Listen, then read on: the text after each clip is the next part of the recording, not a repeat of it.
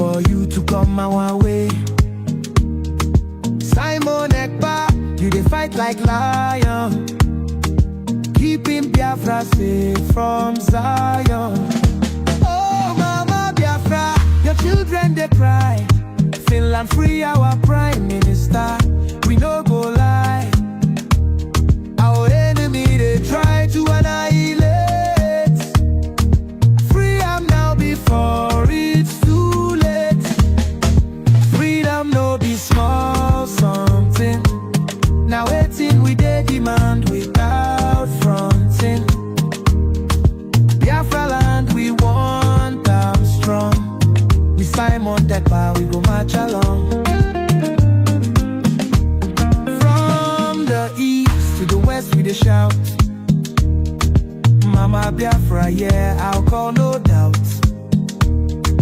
Enemies close, but we stand up tall. Together we rise, we no go follow. Oh Mama Biafra, your children they cry.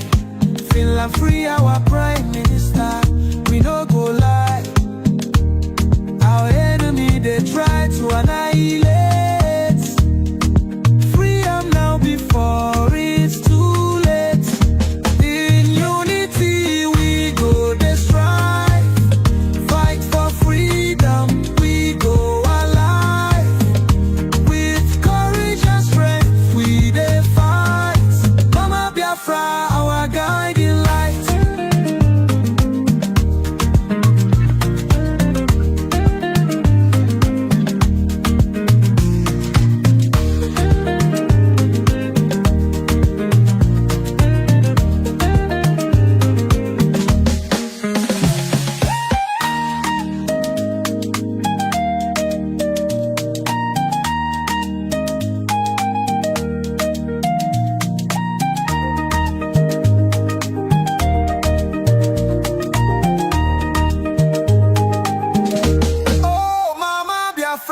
Your children they cry.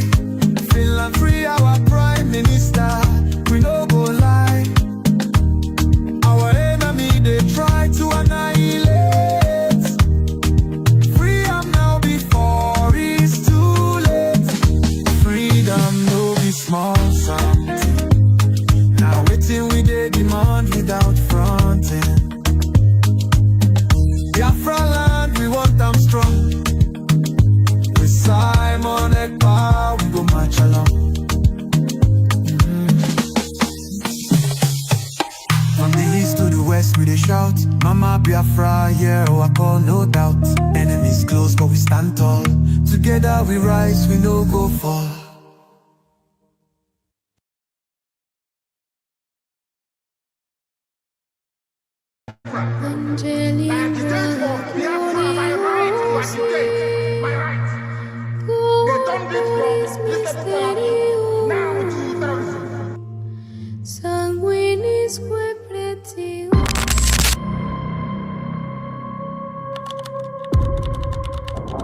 Breaking news reaching us now, the leader of the indigenous people of Biafra, IPOB, Nnamdi Kanu, has been arrested,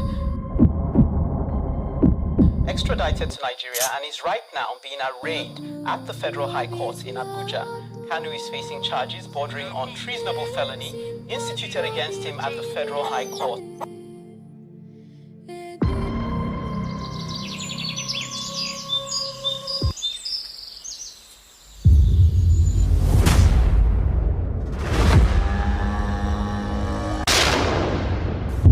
It was an unjust war.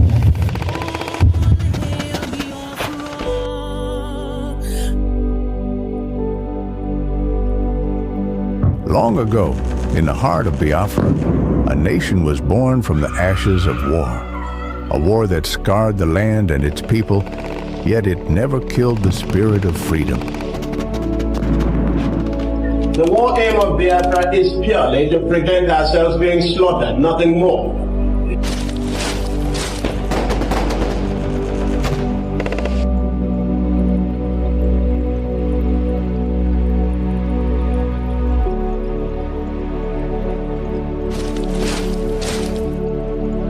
It was in this land, scarred by conflict, that Nnamdi Kanu was born, a son destined to revive the dream of independence for Biafra. And if anybody is going to judge our success and failure in this war, it will have to depend on how much we have prevented the enemy from killing us.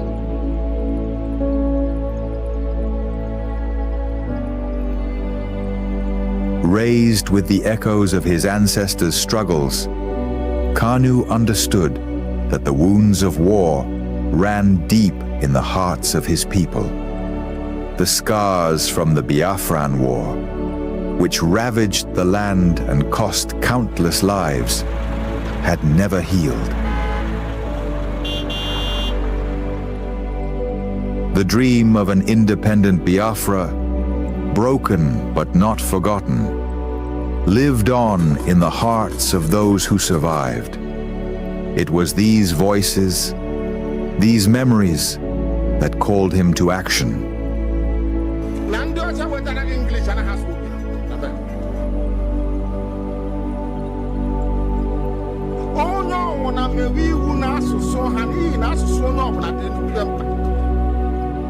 As Nnamdi Kanu grew, so did his voice. He became a preacher of justice, a messenger for those who were unheard.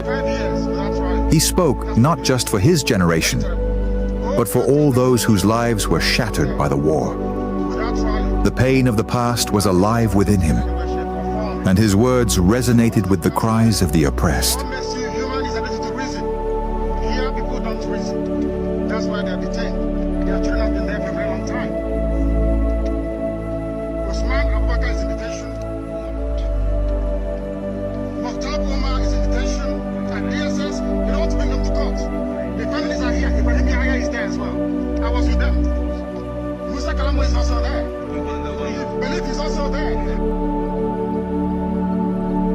But as Kanu's message spread, so did the fear of the establishment. His calls for self-determination grew louder, shaking the very foundations of the government. They feared the revival of a Biafran spirit, one that could awaken the wounds of the past and ignite a new conflict. And so, they moved against him.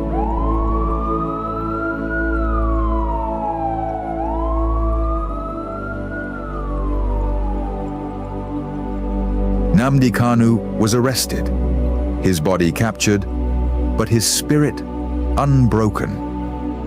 The authorities believed that imprisoning him would extinguish the fire he had started. But they failed to understand the depths of his cause. The pain of the war, the bloodshed of the past, was not something easily forgotten. It was a flame that could never be fully extinguished.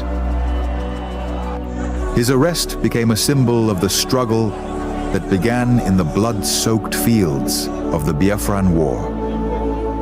The demand for freedom was still alive.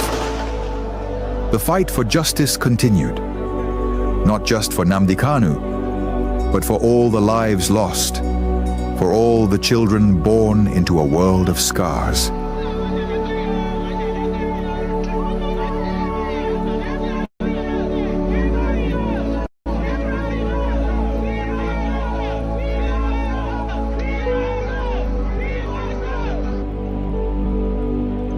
The fight for Biafra is not just his fight. It is the fight of all those who have ever dreamed of a free land. And though the past may haunt the present, the future is still unwritten. As long as the story of Nnamdi Kanu is told, as long as the voices of his people rise, the dream of Biafra lives on.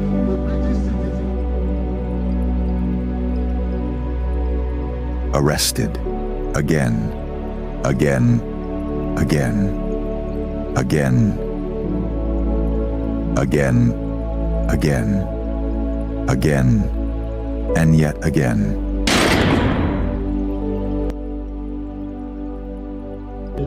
I agitate for Biafra.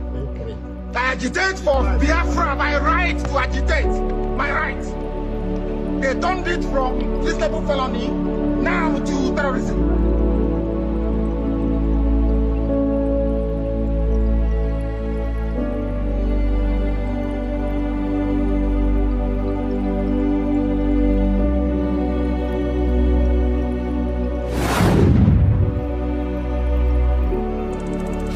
This is Nnamdi Kanu speaking. Biafra land, listen. They thought they could silence me, but they didn't just cage me. They caged your spirit. They made you forget that our land still bleeds, that our people still suffer, that nothing has changed. 5 years in chains. But what about you? Are you not free? Or have they bound your voice with fear? The struggle was never about me, it was about you, your children, your land, your future. So I ask you, where is the fire that once burned in your heart? Where is the voice that once roared for freedom? Wake up! Rise again. Speak. Act. Remember who you are. This is Nnamdi Kanu.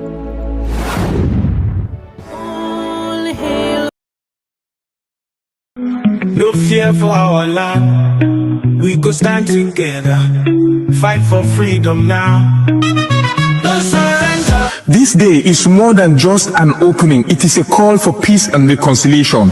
Join us at the first ever Biafra Peace Summit, where the past and present voices for Biafra independence come together. No segregation, no division, just one people with one purpose, an occasion to voice our differences, resolve them, and stand stronger as one people. May 30th is also our separate Biafra Heroes Remembrance Day, when we honor the brave souls of men and women who fought and children who fell from the genocidal war of 1967 to 1970, where over 3 million Biafrans lost their lives. The day we honor those unjustly imprisoned and killed before the war, during the war, and presently, simply for being Biafrans. We salute our past and present leaders, from the vision of Chukwuemeka Odumegwu Ojukwu to the resilience of Philip Effiong, the fearless dedication of Mazi Nnamdi Kanu, and the unwavering courage of Simon Ekpa Odogu, who have carried the torch of our struggle. Their sacrifices and leadership lights our paths forward. As we all know, for far too long, we've endured suffering at the hands of our enemies and division from within.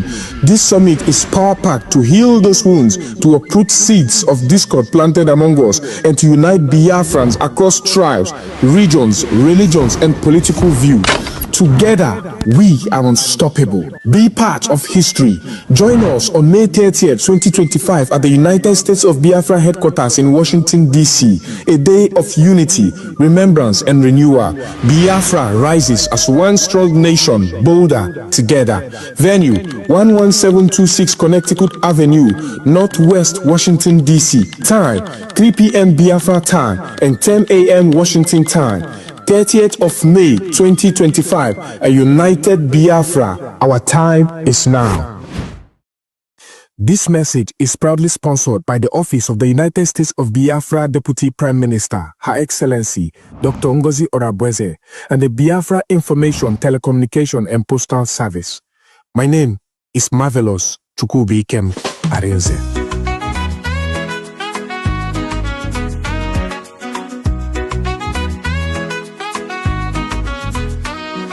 We face many things, we no fall. Them took a Nnamdi Kanu, but we stand tall. Simon Ekpa and catch we still dey strong. We go rise higher, no place for wrong. We no go fall, we go stand.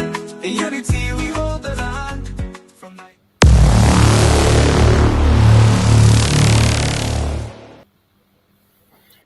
Welcome. It is an unjust Thank war. you for joining us wherever you are joining from. Please like and share this program to all platforms. Share to family and friends. Share to everyone that is close to you. Let us bring this exposition to the world. A lot is happening and continue to happen, and we must not be silent. We must continue to speak and call a spade a spade. That is why we come here every day to bring exposition to the Biafran people. We give you the views of the Biafran, the opinion of the Biafran people as Biafrans are preparing to defend their land. The defense of our land cannot be overlooked, even though today, as we speak, the Finland Criminal Authority have finally done what they want to do. We just saw a news that the Finnish authorities have now decided to bring charges against our Prime Minister, Master Simon Eba. They are charging our Prime Minister of inciting violence and involving in a terrorist organization. And we are waiting for them to come to court and explain to us how our Prime Minister incited violence. I want them to explain to us which organization is that terrorist organization that our Prime Minister belongs. We want to know. We want to know. It is certain that the global conspiracy between Nigeria and Finland with the British and French is playing out, and we will not keep silent. We will continue to speak even louder. The more they try to stop us, the more louder we become.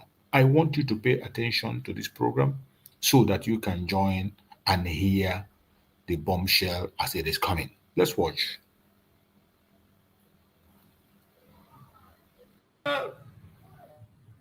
Reintegration, rehabilitation, you will assume that the crisis is coming to an end and it's going to be reducing.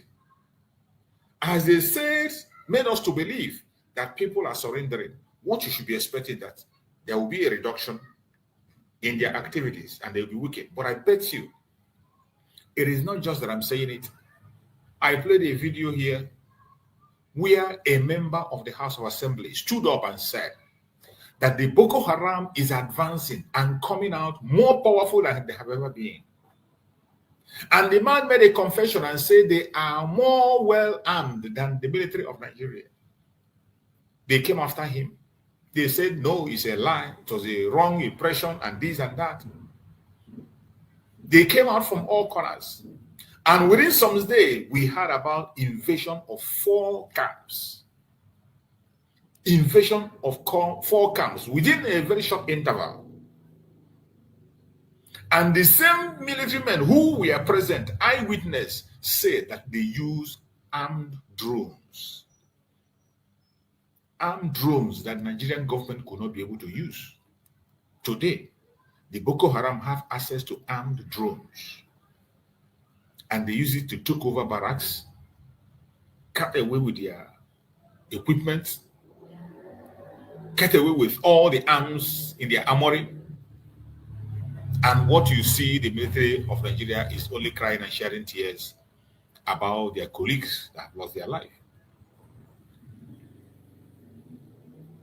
This was what Mazen Nandekan warned about many years ago. Mazen Nandekan warned about this many years ago when nobody was talking about it, even while he was still a one Nigerianist. Mazen Nandekan was in London protesting. And he was calling on Nigerian government to do something. In London, Mazen Nandekan was calling on the Zoological Republic government to do something to secure the territory of the zoo, to stop the enemies who are flooding in from all West African countries. They never listened. Instead of stopping them, they went ahead to invite them themselves. Instead of stopping them, they went ahead.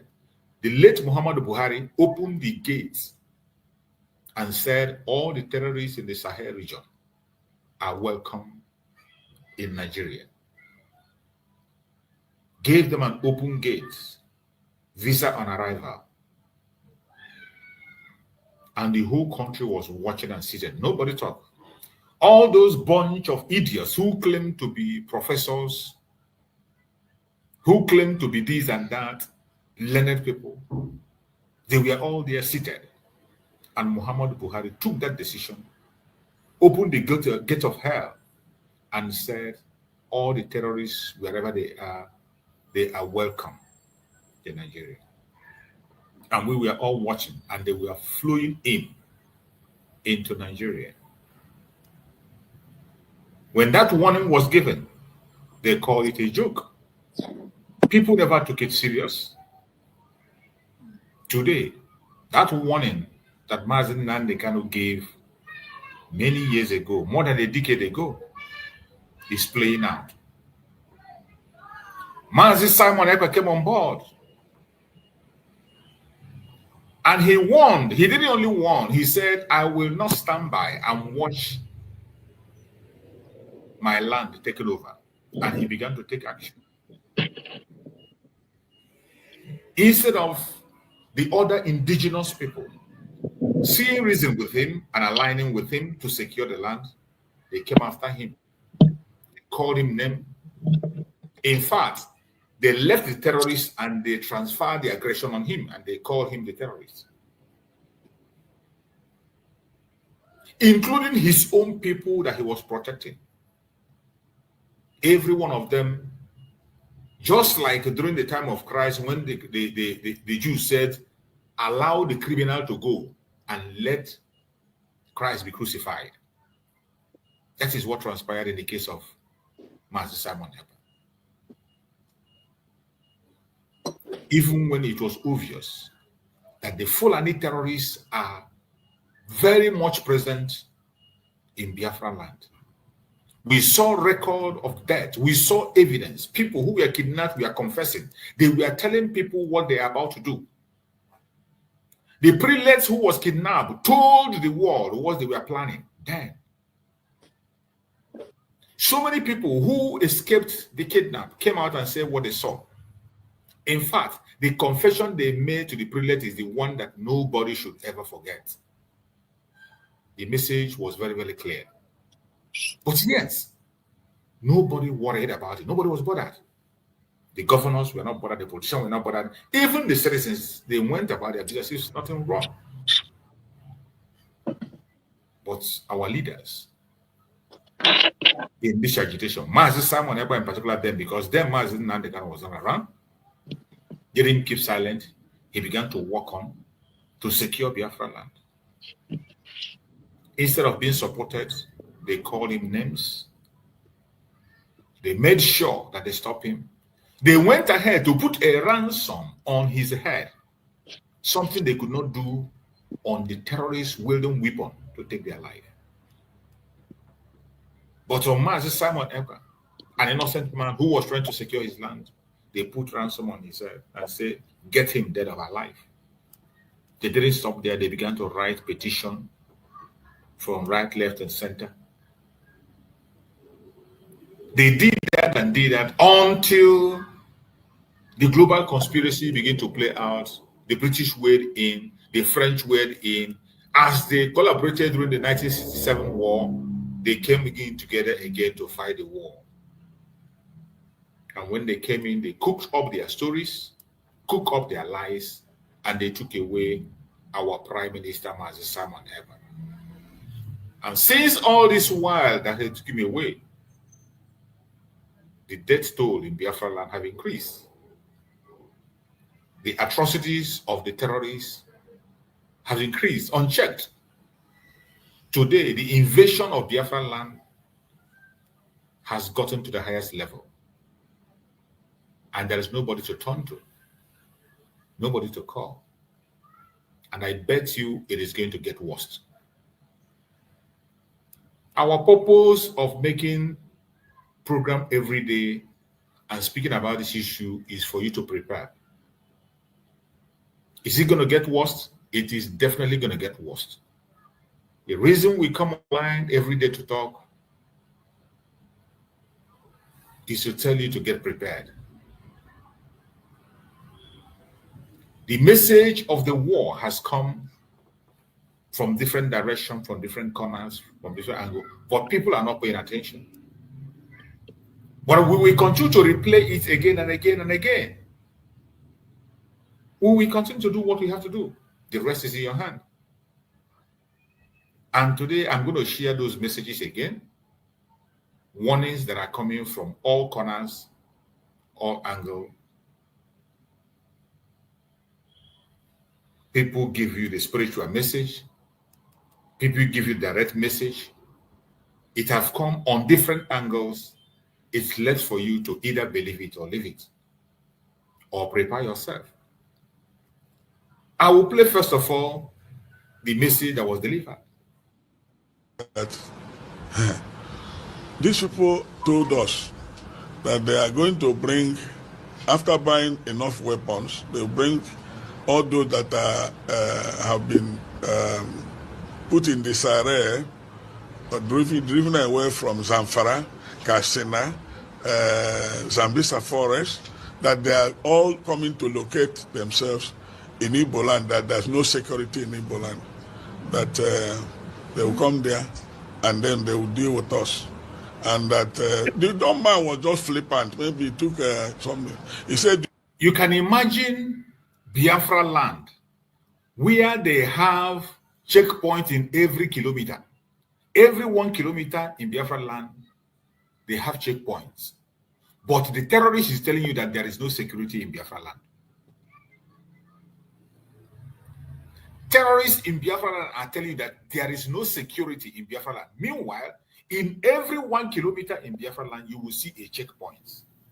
You will see army checkpoints, mobile police checkpoints, police checkpoint, custom checkpoints, different kinds of checkpoints, including vigilante, formed by the government. But yet, the terrorists are boldly telling this prelate that there is no security in Biafra land.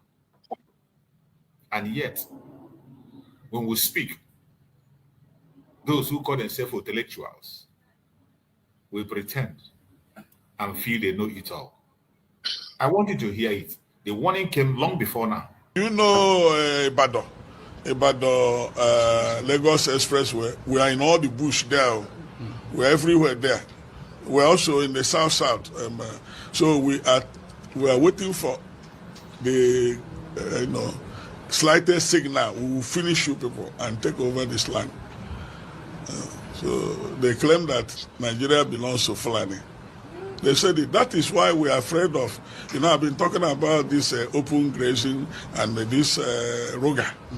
Yeah. They have a plan. They have a plan. And I accuse the soldiers who are not non-Christians. Some of them are Fulani. They are part of it.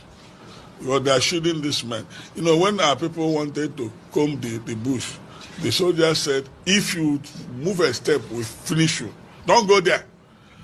So they know where the boys are. They know the location. And what they do is in the daytime, they use their cow to confuse people. Then after some time, the cows will go to rest and they take their gun and do the operation of kidnapping. Government should act decisively. They should act decisively. Otherwise, what is happening in the northern part of the country will be a child's play to what will happen here. So government should sit up, because the primary purpose of government is to secure life and property. Yeah. Any government that has failed in that has failed woefully. And Nigeria is on a reverse gear. We are nosediving. We are not driving. We don't have security. All the bush we went around, no soldier, no police, nothing. The people, were having a field there. And where they released us was, if they kidnap people along Isukwato, they will parade them round, and there, when they pay ransom, they are released from that particular spot. Those they arrest, they kidnap along Enugu Expressway, Log Banta, they bring them. Eventually, they bring them there to collect ransom. Those they kidnap along anywhere in the south, around the southwest. So they know that they are there. And I guess that when I said to the Oga, how do you collect this money? He said, don't worry. Once we are through with you, we will invite motorcyclists. They will come and there will be a truck. A truck will come to put the money in the truck. And that the people who paid them said that was exactly what happened. Immediately they came out from the bush. They told them, they were monitoring whether there is police or army. They said, go up. Okay, come back, come this way. And then eventually they stopped. A truck came without number. So the boys will carry one Ghana must go, put in the truck until they took the 100,000. After they have counted 100 million, they said, okay, you can. This is a playback to remind you of where we are coming from. The warning we are giving today, all the way from Mazin Nandekano, more than a decade ago, continues stage by stage. When you feel that Mazin Nandekano is not in Nigeria, he was far away, delivering the message, he doesn't have a fact.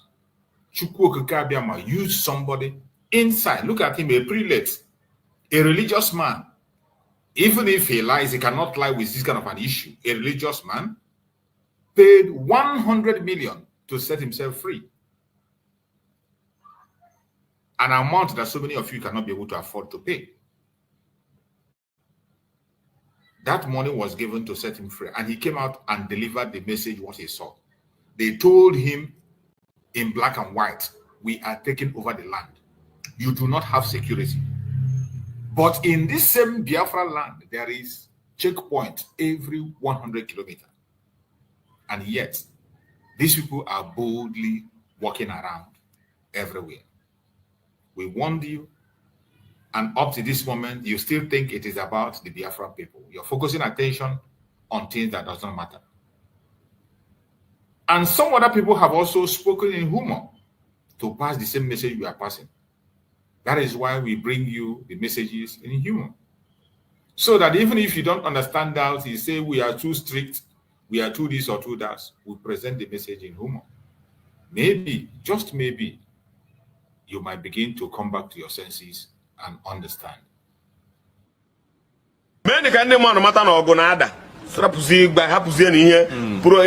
Prosperity, progress, but in the mother had a padobogo, Ndoka, Bane people, Superdobogo. One apple, Premonese Tuesday, one of the peasant, Akona, Akona, Roshune peasant, Jugarapugoro, no, cannot Barona, Niagara Puno, no Lonsa, Wa, and Dora Pugono, Nakakureba, and Akona could empty. Una Cusina, Umorozakunu, Yumkita.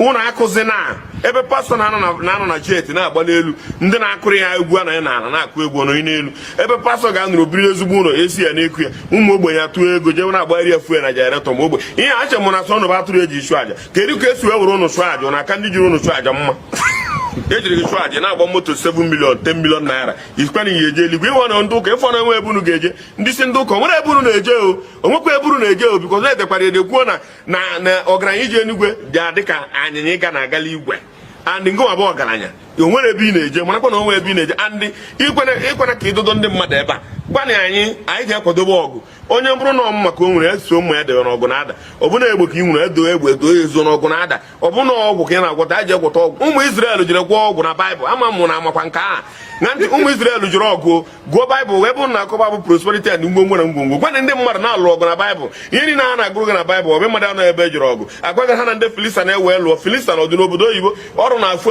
ụwa ka ọ dị Filistia n'ọdị n'eluigwe ụmụ Izrel ewee jekwa nke ekwute ụmụ Izrel mgbe anyị dị n'ụmụaka iche ma ụmụ Izrel ọ bụ na eluigwe ka ọ dị nekwa Izrel ebe enyi ha na-ekwu okwu ya Jerusalem obodo dị ya ọ bụ n'eluigwe ka ọ dị Jerusalem dị ebe enyi ihe niile na Filistia dị ebe enyi Corinthians ihe niile a na-agbaghị akwụkwọ ndị Corinthians dịka edere ndị ihe niile a bụ n'ụwa mụ na ga na-abụ nọ ka o mee o ihe mere eme ebe a ihe mere eme and o nwere ndị o mere n'oge fa so n'oge nke anyị anyị eje ọgụ kwadoni ọgụ na ọgụ na-ada gbabazeni ndị mmadụ na ọgụ na-ada ụnụ agbanwere ha weta ji weta rice weta nke a weta project ụnụ enwere project ya zuo n'ike project gbada na nke emetere emetere ibegwodu gbana ndị mmadụ na ọgụ na-ada let people get ready because na ọgụ na-ada ihe akịta na-abụrụzikwa ọgụ ụmụazị ndị Igbo be anyị mụrụ na anya ahụ ọgụ na-ada ahụ a na-ekwu na ọgụ na-ada ma nkunu si aghọta nwụ na-aghọta ihe ịnakọta na enwude ga-ebere isi onye ụka egburu isi eti na akpa awa onwe ihe unu menwu enwude onye isi ndị ka na-egburu isi tọwa onwe ihe imenwu abịa n'ihu gara nwunye gara ụmụ gị niile brezi igwe ucha ibara arabiri igbubere onwe ihe imenwu kwa estel fada agwa gị kụbakwa aka ịtọkwa ebe ya na-akwa ka a na-agwa ụnụ ka abacha na-agwa ụnụ onwe ihe imenwu onwe ihe ha nwa menwu a nakata egburu fada isi ha irisie blak kpagharịa rituo mgbe ibi nọ mgbe eji bido igbu fada ka ha ji wee bido na-akpagharị na-eme protest oge mbụ wezie gị n'ụzọ ọma na ọ ga-adịcha mma gịnị gwara gị na ọ ga-adị mma onye ifuru ka ọ na-anwụ anwụ isi ya na ọ ga-adị mma kemgbe ọ ga-adị mma tell people na-enwere ọgụ na ọgụ na-akwado ịda n'obodo ọgụ na-ada n'obodo gwa ndị mmadụ ha sevu ihe ha ga-eji wee gaa lụ ọgụ onye nwere ego were kashi gị tii n'akpa na-esevukwu kachi na be gị ọ na-abụ ọgụ ada ị na-enye ndị agha onye agha nwude gị inye ego ọ ga-avali ugo dị ego ahụ inyere for the moment ọ gwa gị na-awa were ego a na-azụgodi onwe gị gba ị na-ejiri asụ ego adị ijekwa na bankị anyị na-amakwa na ịkpatakwa aka kpatakwa ị na-esevukwa ego biko na bankị ga-efe elu onye ọbụla mgbe ahụ maka na ọgụ anyị adada kịta etozuo bankị agụ ewe bege bebe agụ ewe pịawa agha azụ so ndị ụka ka nna-achị gwa nka gbanị ndị mmadụ na ọgụ na-ada unu ekuzi n'ihe ọzọ na-agwa ha na ọgụ na-ada ọ maka ihe na nwụdebeghị n'aka ka iji ekweta na ọ na-eme a na-enwude ndị mmadụ n'aka ọgụ na-ada ọgụ na-ada and ọgụ aga ada ihe edere na baịbụl emere unu kunu mata na ọ ya ada mana onwe onye chọrọ ịnụ ya kịta maka ọ dịghị ka na-azụta ego n'ime ahịa ọgụ na-ada tee pepụl na-akwado elu ọgụ ịgwazara ihe ị na-ezi afro January to December ofu ihe na-agwa ha ka ị na-agwa ha chenjere ha topik gwa na ha na ọgụ na-ada anaghị agụ sọ mpata na baịbụl ka ha wee kweta na ọgụ na-ada ịga na revelation ọgụ a na-ada na edere ya na ọ ga-ada mana ị naghị alaik ịgụ revelation ọfụ ma ịgụ revelation ihe ebe ya agụ ebe dị gị important ebe ndị ụka ya nụ wee laik ya gị enye onye project Sunday enye nke ndị fa ndị Chelsea enye nke ndị Man U enye nke ndị General enyezie nke ndị a na-akpọ Jesus Zone ihe niile na-enyekọcha ya mgbe ọ bụla ụnụ na-atọ na building ụnụ na-arụ nke ụnụ na-arụ nke ọrụ nke arụ nke arụ a na-arụkasị ihe na-arụ ụnụ tozi na rebuild onwezi anaghị emezi ihe ọfọ ọ rebuild ihe nke arụrụ ochie arụgharịkwa ya nke arụgata ekpughepụ ya akụ ya parapet arụkwa ọzọ ụmụ ogbenye na-ata afọ onwebe ebe ụka rụbara ihe onwebe ebe ụka rụbara ihe rụba ụlọ ụka rụọ ọrụ si ogbenye soro tụọ ego arụcha ụlọ ụka nwe ogbenye agụọ ya akwụkwọ gwa m ụlọ ụka ahụ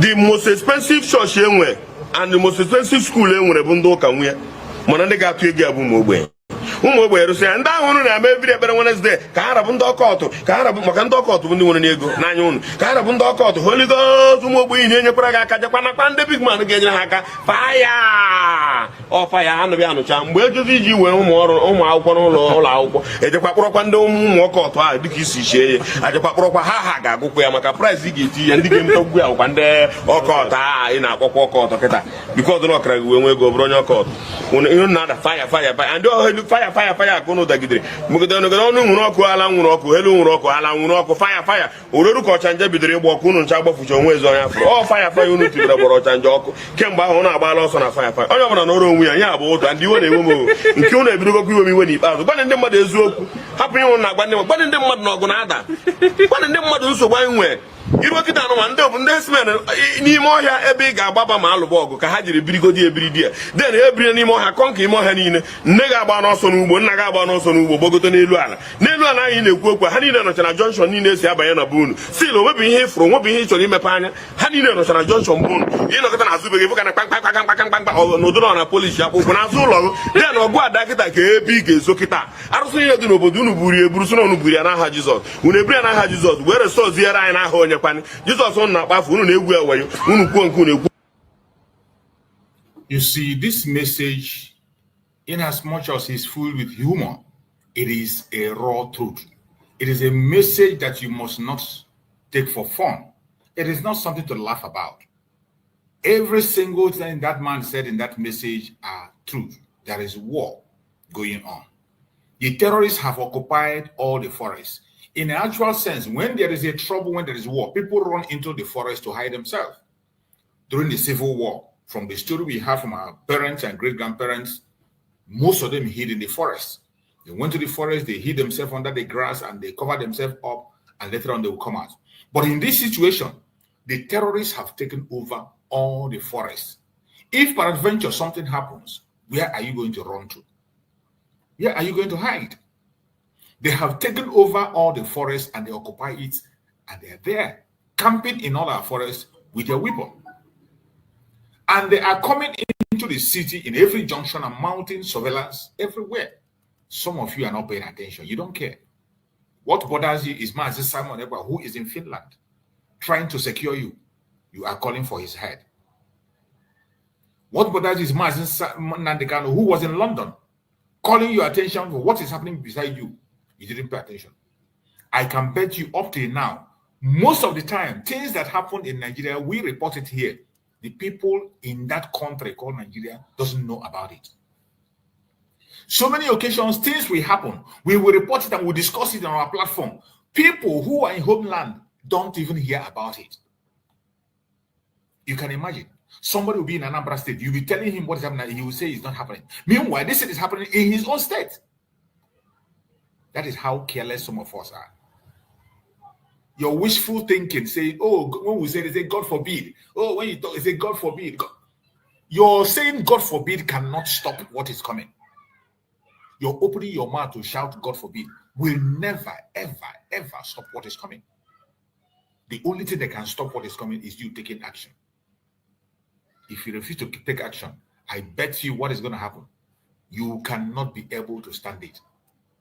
This warning has come from different angles, from different corners, in different way. And I'm going to play another one for you.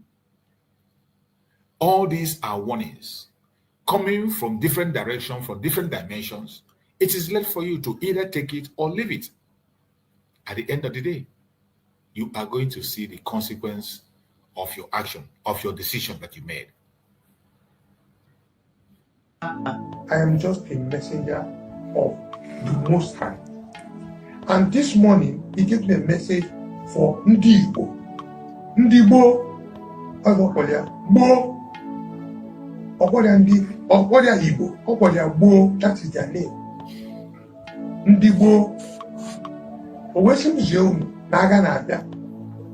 Omono with Igwe for Aga Nua. Naga Nabia, Opa Unu Mala, where chicken. Naga Nua Nabia. More so Bicon Umunem Jikelen Wadun can came in 1966 Libidon de Martin Libidon Bicon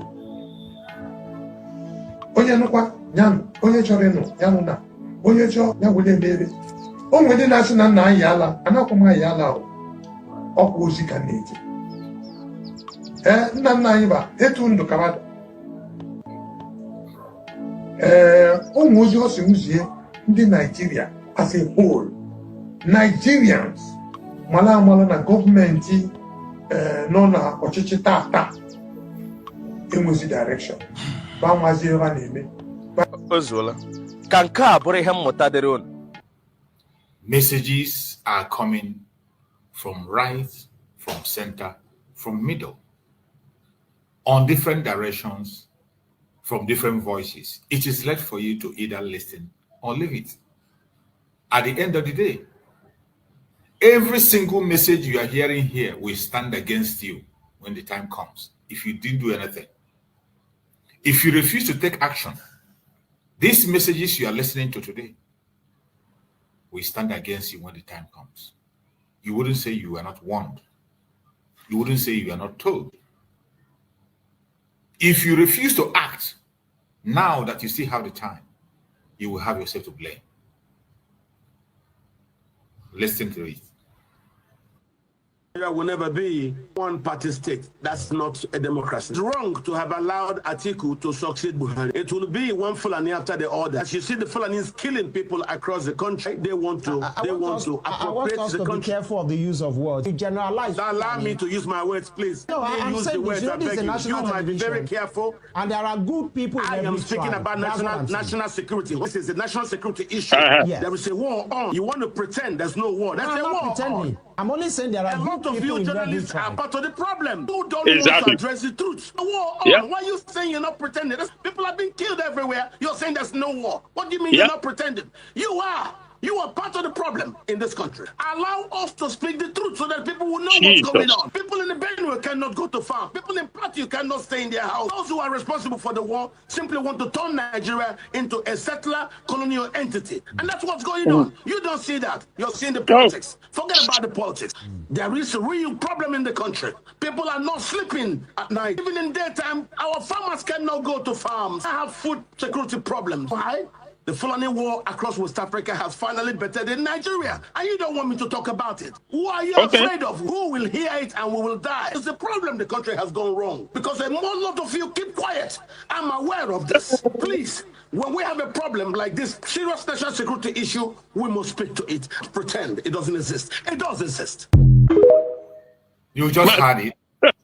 Oh, God. You just had it. They don't want to talk about it. Oh, God. They don't want to mention it. The media, what they are doing, once you mention it in the media, they will tell you, oh, no, this, and they will begin to play politics with it. They will tell you, don't call people's name, don't attach it to people. It is this, it is rainfall, it is different kinds of unnecessary excuses. And some of us are joining them in those excuses. Enough. Let me tell you, God is so merciful for us. Those of us that are indigenous in that Nigeria, God is so merciful because he gives us information ahead of time. And it creates gap and allow us to protect ourselves and prepare for what is coming. But yet, so many of us are not paying attention, they are sleeping. But I bet you, when this rain will fall,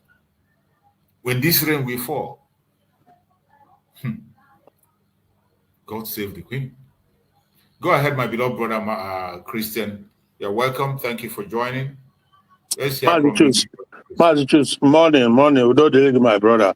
You see, this very guy, I've seen him in the past, so I think he's activist or whatever. But man, boy, did he just hit the nail. The journalists, the media in Nigeria, they are part of the problem. They contribute maybe 40% or maybe even more to the problem facing everybody in the country because they don't speak truth. All what they care about is their stomach. Because they've been gagged, they've been given a script. This you have to say, this you cannot say. And there are people who are equally as complicit in the evil. And actually, therefore, I don't make an exemption because I remember when this thing was also heating up at some point, and the Showore was interviewed. The person was speaking exactly just as this very man was speaking, and Showore rebuked him, saying that he shouldn't give it ethnic coloration. You see, that is the way. That is when you become part of the problem. You can pretend to be part of the solution, but in actuality, you are not, because you have to be able to call a spade a spade. You know. So now, hey, make I just come in 1 minute. Only favor now because. Okay. Yeah, I'll come back. Okay. So, as you all are watching and seeing what is happening, if you do not wake up and do something, God is so merciful that He has given us enough chance to prepare ourselves. Whatever happens to you tomorrow, you have yourself to blame. Mazen Nandekanu did what he has to do. Our Prime Minister Simon Ekpa did what he has to do. And today, Dr. Ngozi Arabeze is there doing what she has to do. Before I give the mic to my beloved sister, Ojugo, let me read this update. Okay. Let me read this update. There is an update that we saw. This update is in United States of Biafra government posted it. It said breaking. The United States of Biafra government has just learned that the current Finnish government, through the deputy prosecutor, has charged the prime minister on grounds only known to them. It reads,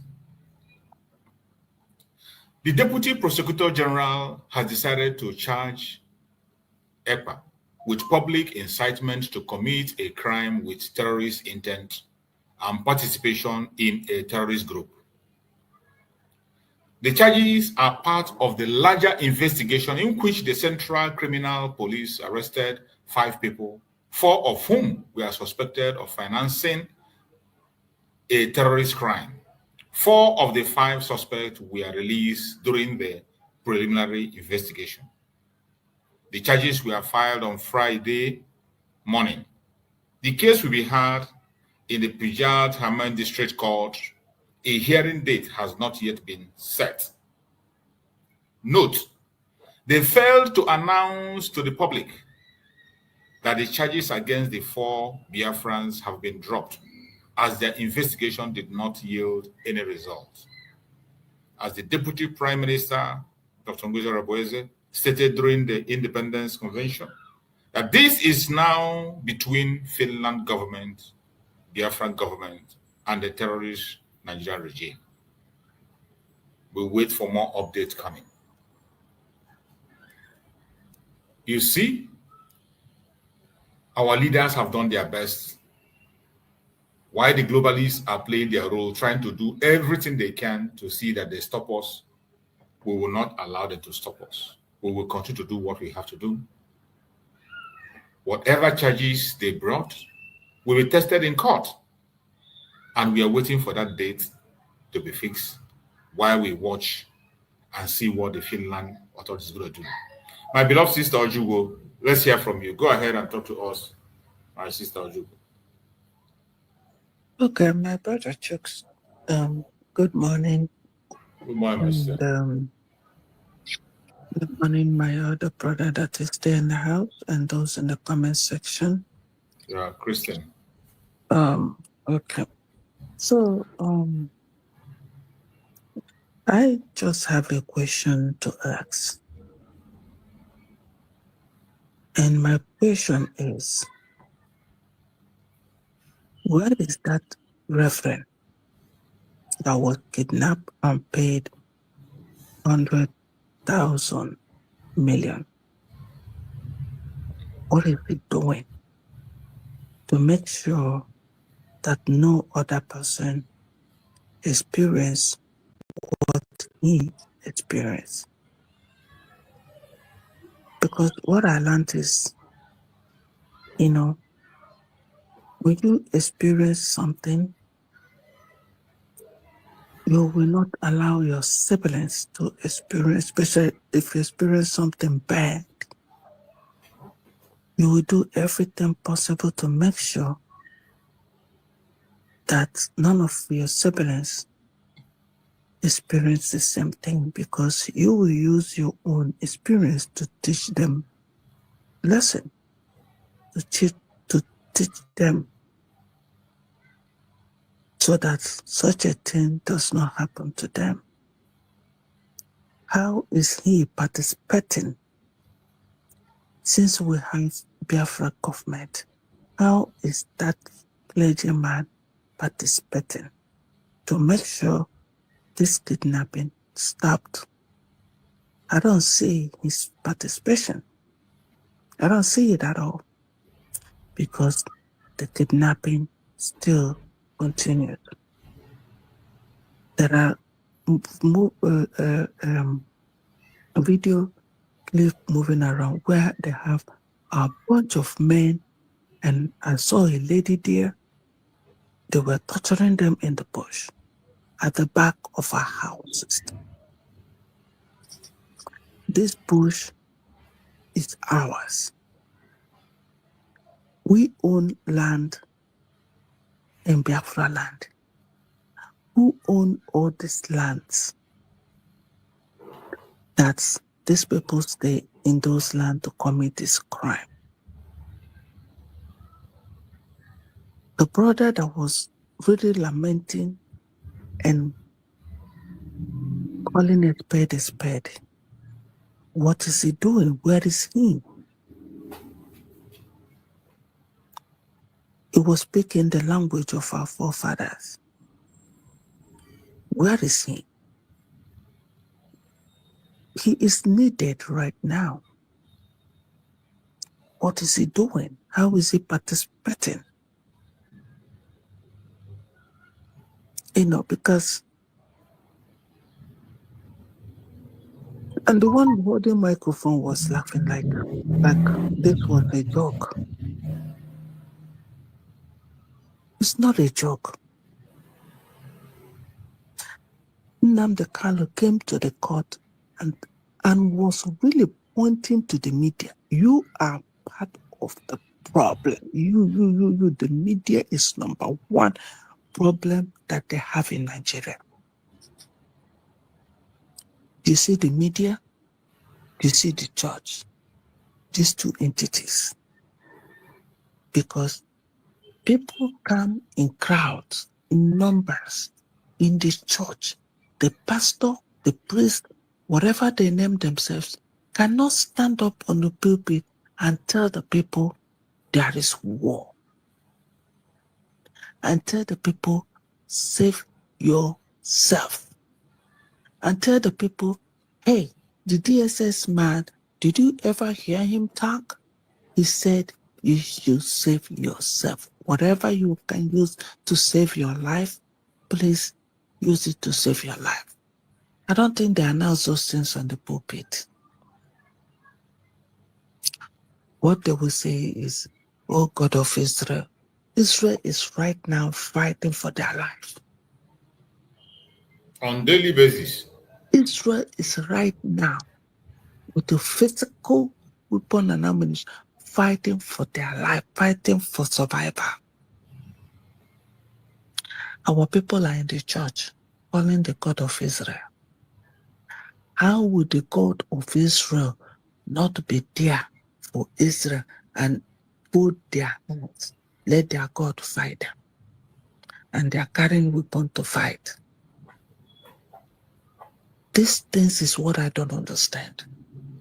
That's why I said the media, the church are the worst entities that we have in Nigeria. Because you cannot speak the truth and the media will allow it. No, they will shut you down. They will shut you down completely. Because the government sees up all these avenues. They took them off. Whatever that you can, where people will hear your voice, they lock it up. The only thing that they don't know how to lock up the social media, all of them, they would have done that. Because I heard them trying to pass whatever in their house or whatever they are passing, about social media in the Senate. Yeah, they've been making the plan for a long time. They've been making the plan. So if they have that avenue to shut down anything media, they will do that.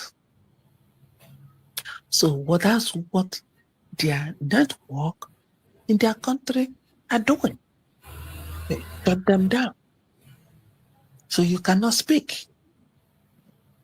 Once you mention that name, Fulani, no. They want to shut you down. And the idiot shutting you down is suffering the same thing. Cannot even buy fuel. Maybe he has a car and it's parked in the house because he can't even gas it to come to work. What are you pretending for? Like life is better for you? Are you buying in a different market? Are you taking a gas from a different gas station? No. Why the pretend? Why can't the church stand on the pulpit and tell the people how to save their life? Rather, they themselves have guns in their houses. In their parish, they all have guns. I can give you instances. I can give you instances of mention all the parishes that the priests, they all have guns to secure their life. And you cannot, they're announcing this, the government, the whole government body is announcing this, that you should save. A priest, a pastor cannot stand on the pulpit and say, hey, my people, save your life. They cannot open their dirty mouths. All they're talking about is miracle, miracle, miracle.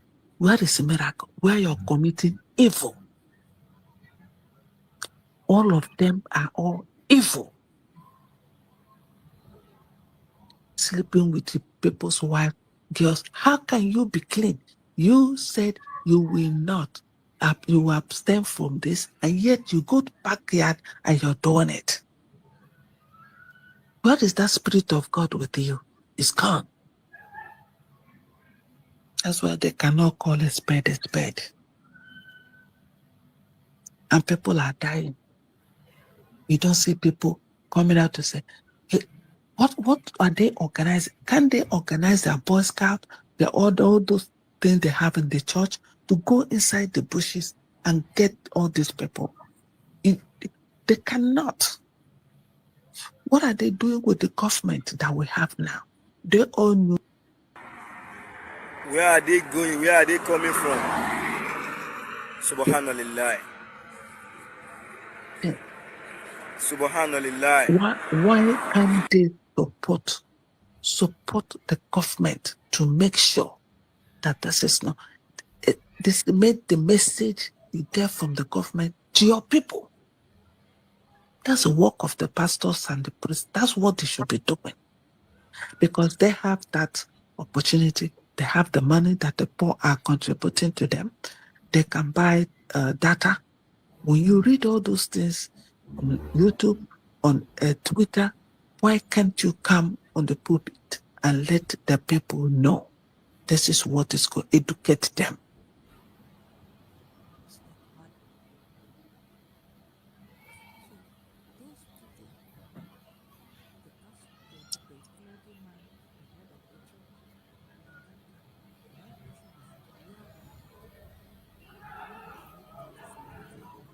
We can't hear you.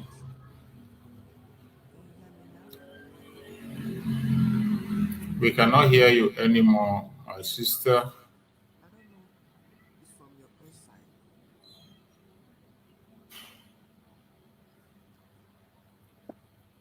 We cannot hear you anymore. We can't hear you.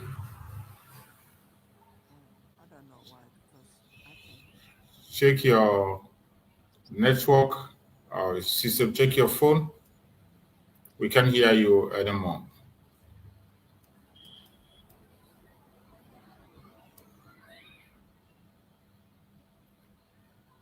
Try it again. Maybe you go out and come in again.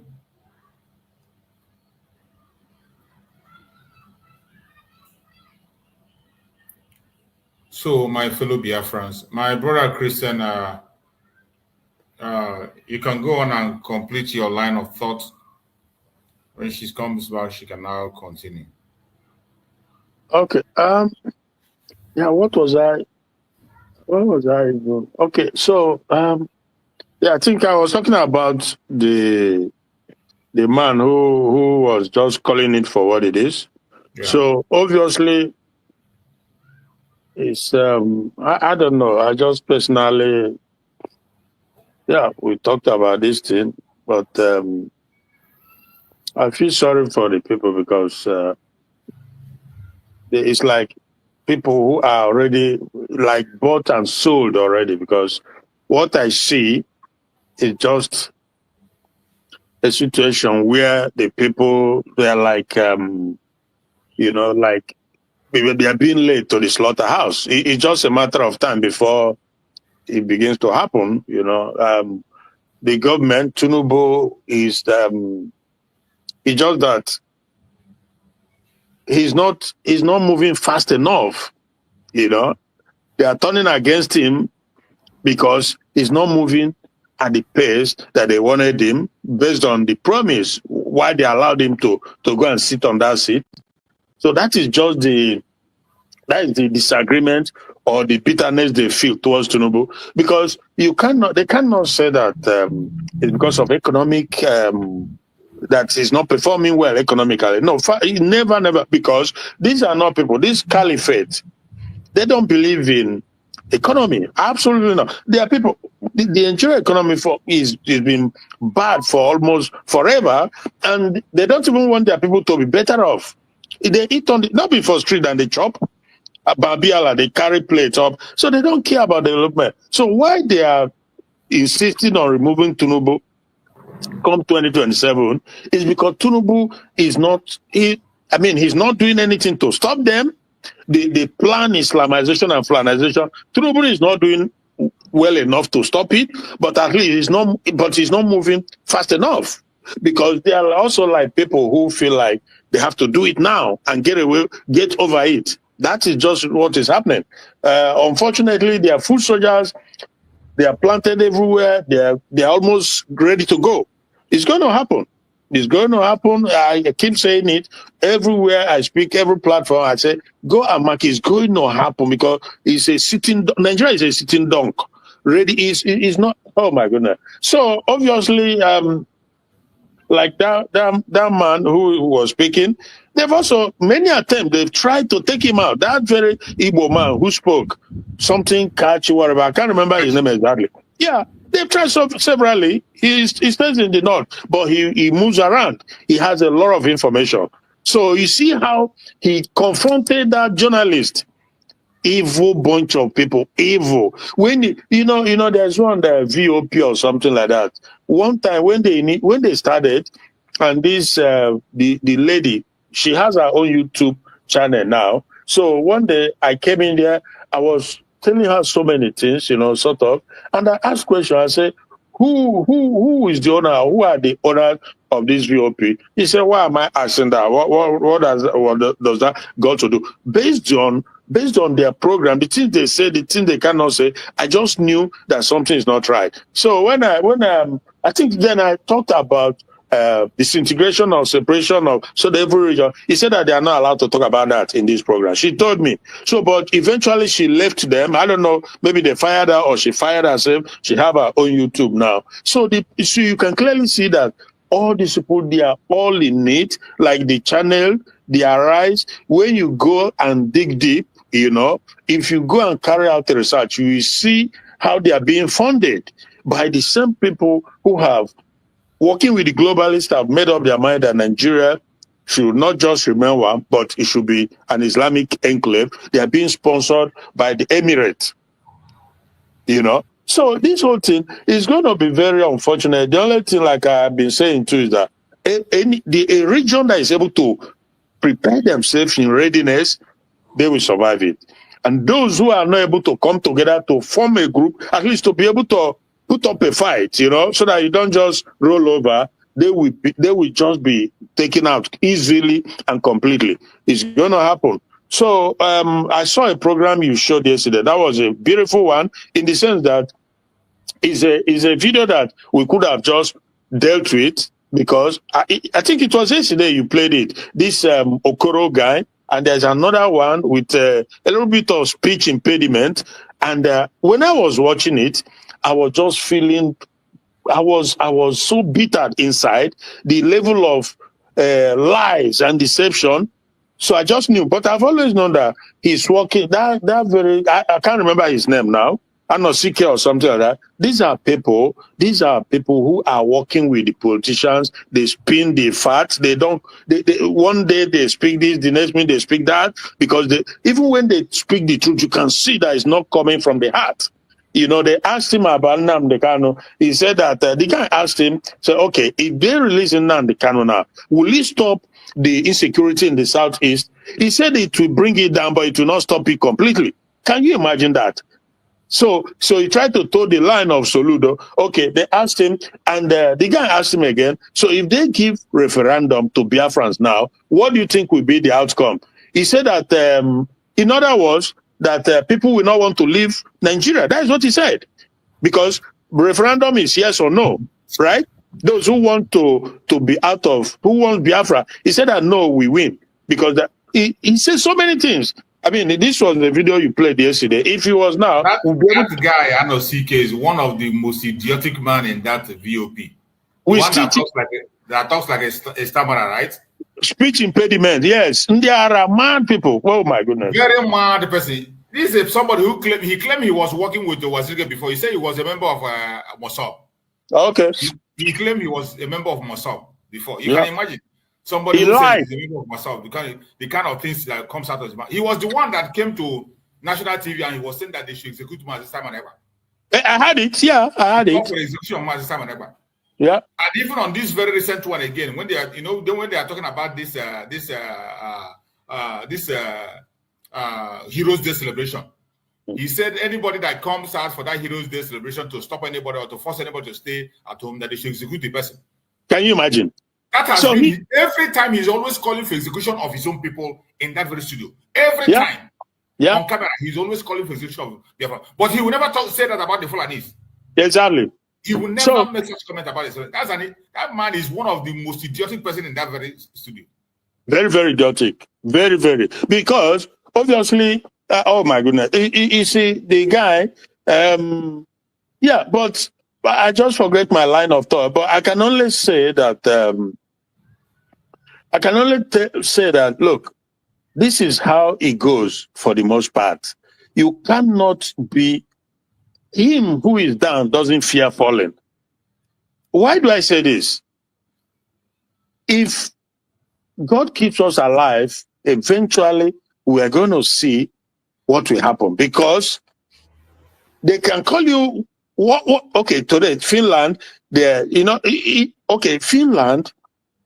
Finland is playing out the script of the globalist that the British and the Zoo, they were able to cajole them into. So they're just playing a script, But the same, I think it was 2 days ago, I saw a guy shaking hand with Donald Trump. And this guy, do you know that this guy is now like the leader or president of Syria? And this guy, some years back, a bounty was placed on his head. A 10 million US bounty was placed on his head because they called it, they said he's a terrorist. So they proscribed or outlawed him, and they placed this bounty on his head. And 2 days ago, he was eating and dining with Donald Trump. And Trump described him as a strong man. That is how the world works. That's how it works. You don't just fold your hand. You don't fold your hands and expect the freedom to be given to you in platter. Exactly. Forget the name they're gonna call you. Because even Mandela, all these people were. So my message. Mandela was called a terrorist. Okay. His name was still in the list of terrorists in the United States until he died, though. Okay. His name was still there. Yeah. So that's my message to our people at the forefront and every one of us. You can't be hiding. And eventually, so there's nothing to fear about. I go and speak where I have to speak, where I can speak, because at the end of the day, we think go be. So what is there to fear? If God keep like this in Namika, you will see. And like I keep saying, what is going to happen moving forward in the world when all is said and done, is going to become. It will be described like even our PM as men who stood that is too strong. Even in the face of a bully and intimidation and conspiracy and gang up everything. That's how the world works. I said, this guy who was a terrorist, described as a terrorist, they are trying to take him out in every way possible, place millions on his head. He's today eating and dining with American president. How do you describe that? So, my brother, the thing is, we just have to move on, no matter what. No matter what. You can fool some people sometimes, you can't fool all the people all the time. So we know what is going on. Finland, also, it's unfortunate, but it is what it is. They've already placed themselves in that position of enemy to Biafra. So that has been established now, because before everything started, PM, he told them everything. He let them know what he was going to embark upon. And he was more or less, was not disturbed. He continued.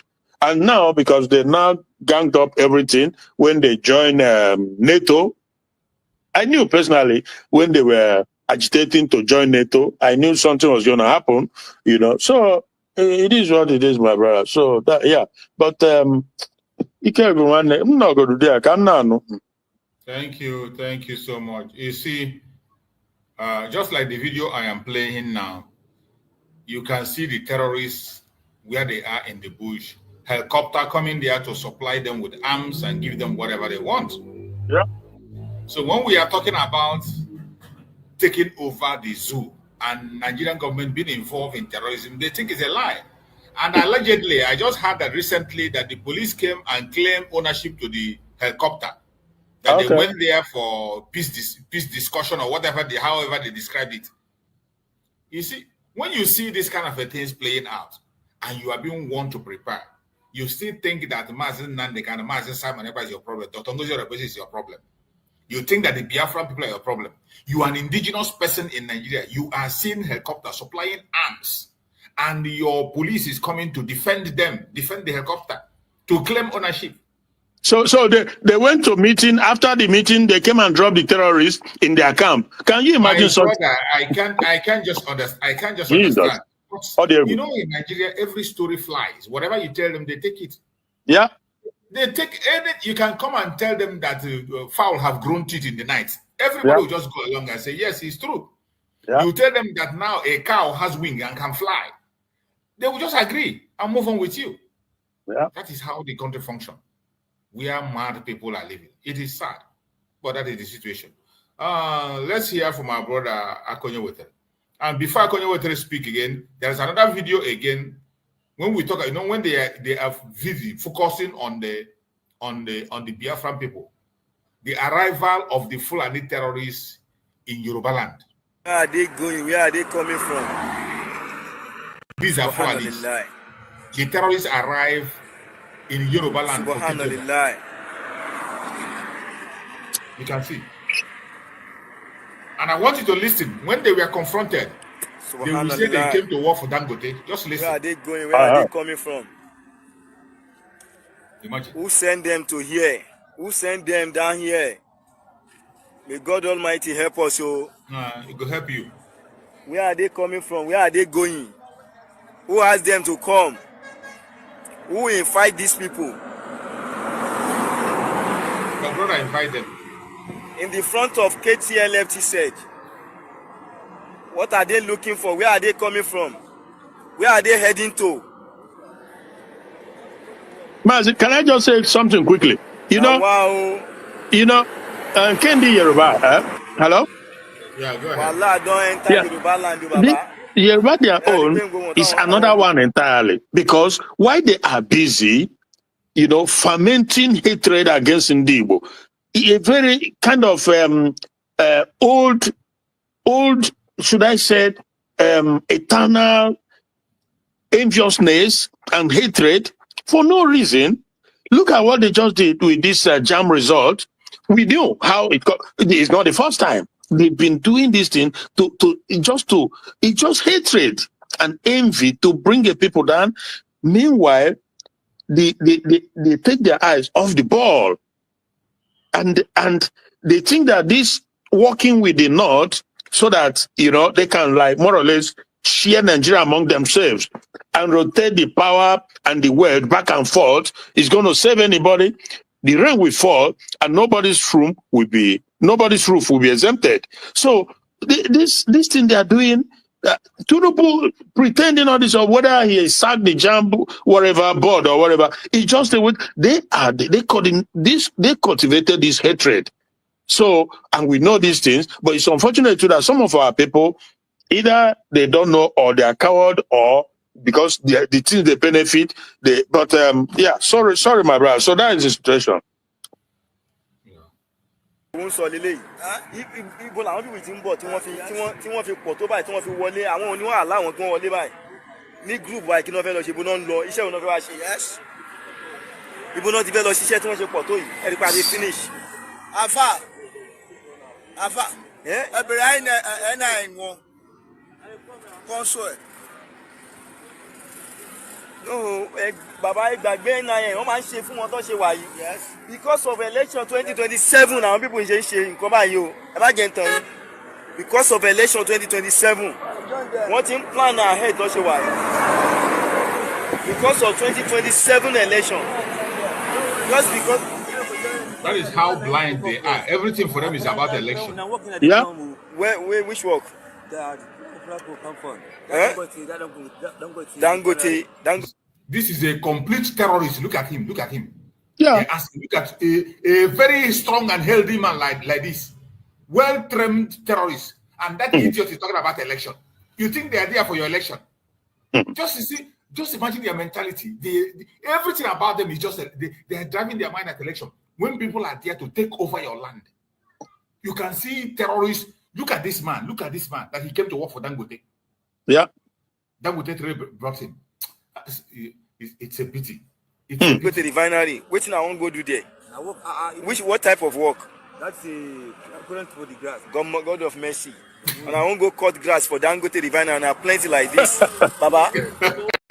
At the finish. They want to go and cut grass in Dangote refinery. I'm not talking about. Look at the healthy man like this. Look at the soldier. Everybody finish. Everybody the camera. Everybody the camera. I will not allow people to walk to buy. How they perish here? Who asked them to come? Ask your brother. Where are they going? Who invite these people? Baba. Everybody turn left. Everybody turn left. Which state be this one?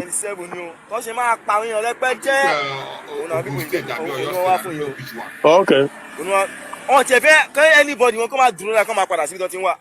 Come out padà síbi tó tin bọ̀ wá. Come out kan people kan dúró mi báyìí. Because one let me dáríjì tán ṣe wá yìí. Chai. We don't finished. No, I don't never finish.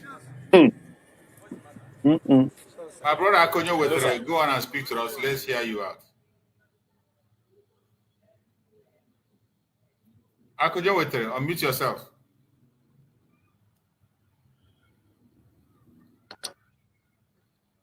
Unmute yourself, Akonye Wetere. Are you there? You're muted.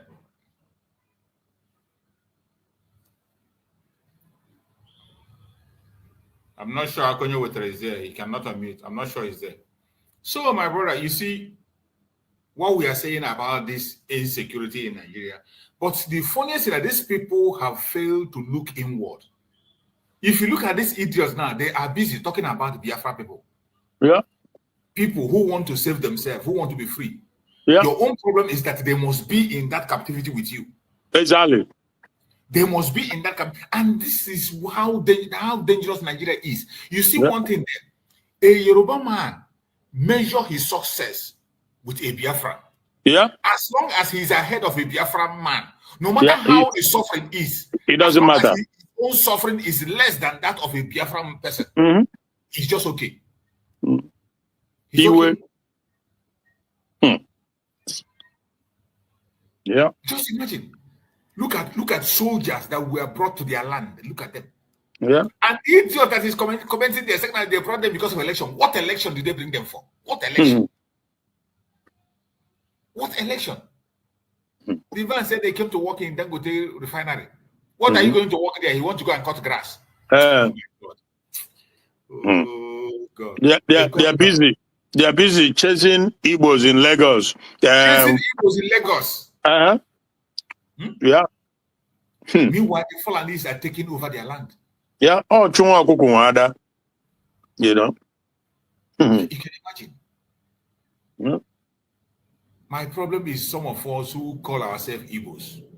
We are even worse than these Yorubas. Yeah, that is true. Very true. Some of us are worse than the Yorubas. Yeah. Something like this Anosike you are talking about. Anytime I hear that guy's voice, I need to post his videos. I want Biafrans to see the kind of people you have. Some of our Igbo people they are, when you hear them, you feel like crying. Yeah. When you hear them open their mouth and speak, you feel like crying. Just like in that video, where this man was asking that they should just get Master Simon and they execute him. They should execute him. No need to take him to court. Yeah. Recently, he's saying that anybody that sits at home, anybody that come out of a forced sit at home, that the military should open fire on such person and just shoot him to death.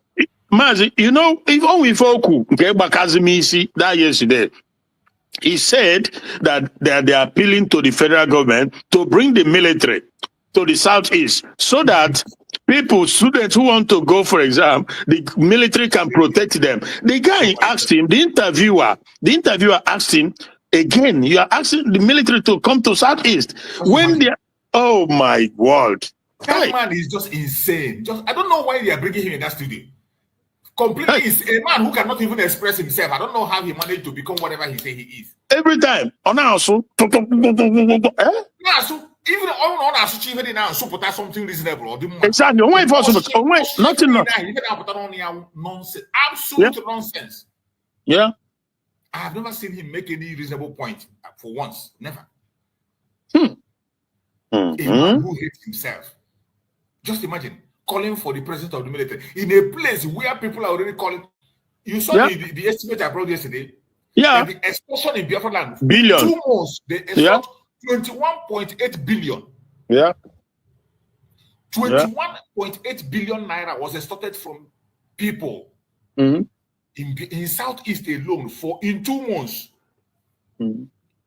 I saw a program from that our sister Lisa she was so bitter about this jump issue, you know, and I said, okay, but it's the same. You are obedient, so you are one Nigerianist.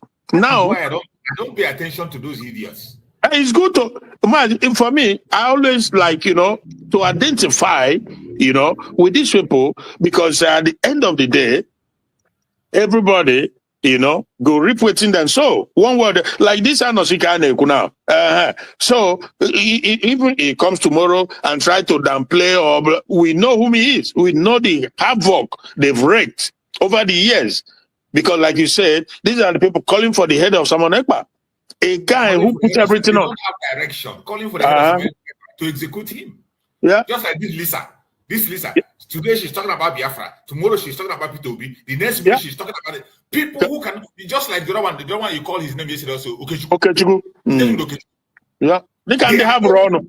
You cannot be consistent in your demand. Just be consistent in one thing and focus on what you want.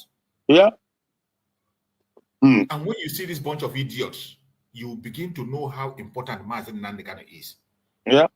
In the midst of all the challenges, in all the gifts they have given him, in all the posts, all the promises, he is asking them, let my people go. As simple as that.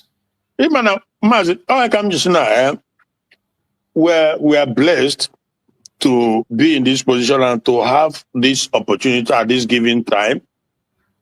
It's just sad. It's just really, really sad that our people are they are either for whatever reason to unify and speak, not all, but at least like those who already believed in Simon Ekpa, come together rather than this division and strife among them. This would have been a very big opportunity because even though what I said about Trump, but he's not somebody who's going to say, okay, allow these globalists to come and conspire against Ngozi Okonjo-Iweala. Not that they won't try, they will try, right? But it's not going to be the same as like I've said this thing too in the past. It's not going to be the same with Finland, for example, because the problem of Finland when it comes to this, our quest for freedom started right from when the Russia-Ukraine war started. That was when the whole problem, that's when the music changed. Because what happened was that, whether for the fear of Russia invading, because they have a common border, very close common border, so it could also be a sentiment, because all these years, Russia has not invaded them since they got their independence from Russia. Russia has never interfered or tried to, nothing, absolutely. But what happened is they went to NATO, said they want to join so that they will have that umbrella shield over Russia, sort of. Then that was when British stepped in, the golden opportunity that the British were looking for. So because what happened is they tried to go in, Turkey blocked them because the NATO charter gives that veto power to any one membership to stop another from coming in if you have objection, sort of like marriage, So when Turkey raised objection, preventing Finland from joining, then Britain came in and said, look, we can make it happen, but this is what you have to do. That there is this guy trying to put sunshine for our Gary, for the zoo, that you have to shut him down. That if you do that, we have the power, the influence, what it takes to bring you into NATO. And that's exactly what happened. So Finland, they just cowered in, and that is what is playing out now. But that is not to say that is the end of the game, because until it's over, it's not over, But that is just exactly what happened. About that leverage, they won't have it on this particular administration. Yeah, one thing with the guy is that he believes, like I said, that transitional mindset. If you do for me, I do for you. That is his nature. Even what is happening in South Africa, when he brought in some white Afrikaners into, that was engineered by Elon Musk, because he's from there. Elon Musk was born and brought up there too, So, and because he spent millions and millions to get him elected, he worked so hard for his re-election, So obviously, if you work for him, if you do for him, he will do for you.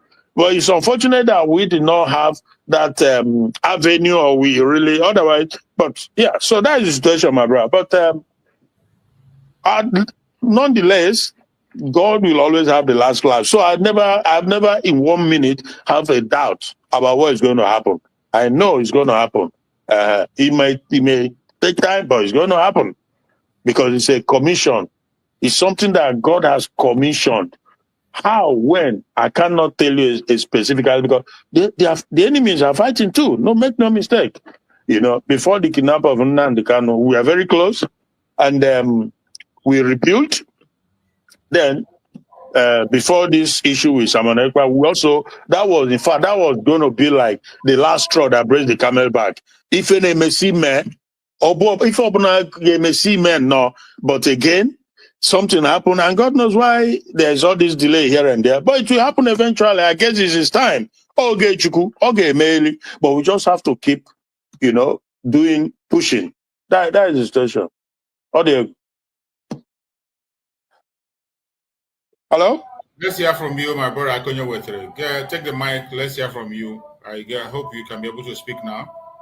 Unmute yourself, Akonyo Wetere. Good afternoon. No, you're welcome.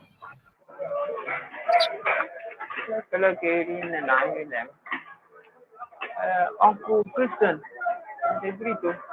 My brother, Udo the League Akonyo Wetere. Take him. Fine, sir. Uncle Chu, whenever I will I start, I will keep saying it. If we have more people like you, because this is what we need now. At least we have engaged wise, and it seems that we fail. But it is the minority, the minute number of us understood the game and tend to understand the reality, the real meaning of what we are fighting for. There is one thing on Precious Sengi on this 3 days ago, David Hundeyin. I know we might have disagreed with the guy, but this popular saying here that if you remove no from nonsense, that you'll be left with sense. So when they are coming with their hypothesis, at least you can pick up some things. Because he was so emphatic that Google and check. Do you know that William Ruto was once indicted by ICC? That the last charge, the case he had with ICC, the bargain on if you drop it, then you make you the president of Kenya. So this is what we are facing, and these are the depth knowledge that majority of us that are in this trouble need to understand. These are the messages. It is only truth and we go 247 that are doing it. Bringing out extracts, analyzing issues, telling reality, talking reality into things. Some of our brothers that are working with USD, I've told them, these not giving popularity to these guys. Whatever they say, let them say. See, let me tell you people. My body have developed anti-genes to them. I don't even see them recognize them again. Because what they are doing, what we are trying to become, is not even impacting anything on our quest. Rather, it makes us look stupid. People that can cognitively reason, when they see us, they say, who are these idiots? Who are these charlatans? That's why all these opposition monster call it to call us miscreants. And when you look in-depthly on what we are doing, you see that the number of miscreants among us are plenty. See this thing, you are bringing it, connoting them. You bring this message, you fuse it together. The real meaning and the intentions of the people that are staying on our neck. You now unveil the clearer picture of how they are reasoning. Uncle Christian and Max and other ones, when they dabble into geopolitics, you now the real meaning of the real intention of the West, you unveil it. The listener will see it. All these things they are doing. Who told you that if we have been able to be fused and full with the knowledge of the meaning of the world we are, the knowledge of the meaning of what we are fighting for, they will leave us. They've tested the waters once on MNK. Because even if you look at things now, you see that the apprehension of Mwazirike was also engineered by the West. But he himself, he capitulated. When the pressure was much, he had to pull down everything. Because all the things is happening today. The remember where the people in Alamu was where the man Because I'm not the man they bad. That crusade, crusade and that early 1990 late 90s down, so 2000 now. Okay, crusade there. But they hana with intention, your pure heart intention, they just on the buy, it shows you people problem of ourselves. And the moment we bonya with it, based na ignorance, greediness, envy, and jealousy. And these three things, the moment based and na every day, but because of the war.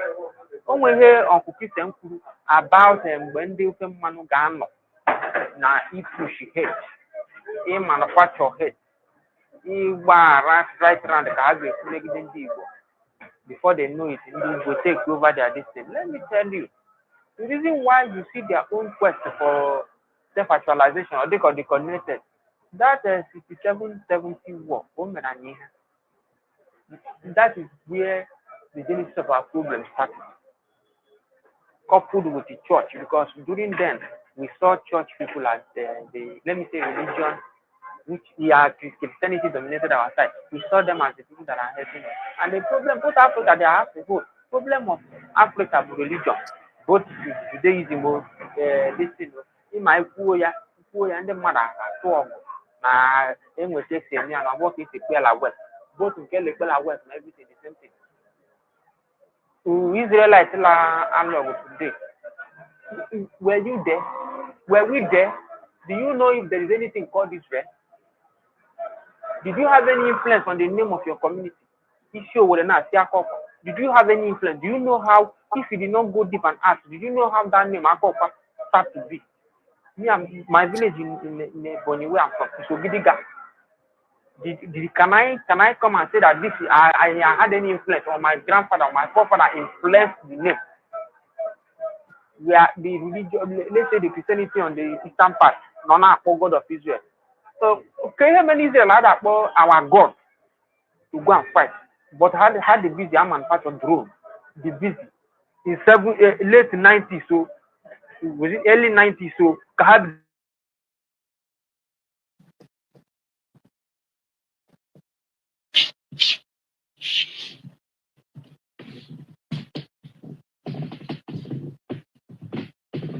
Iron Dome.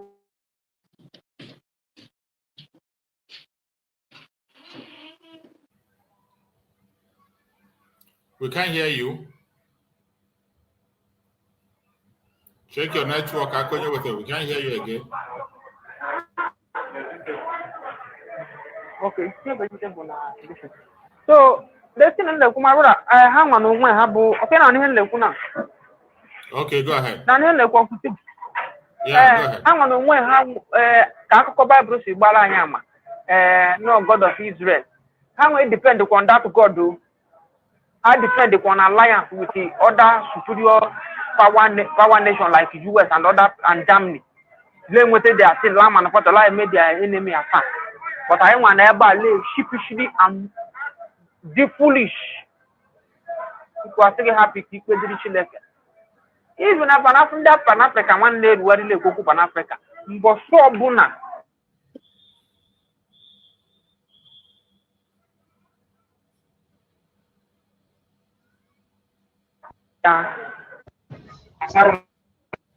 Na si nye ego ka ha ruo na ha need the ego ha.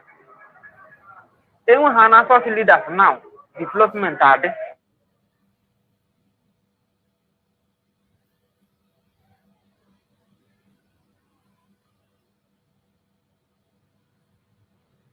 They were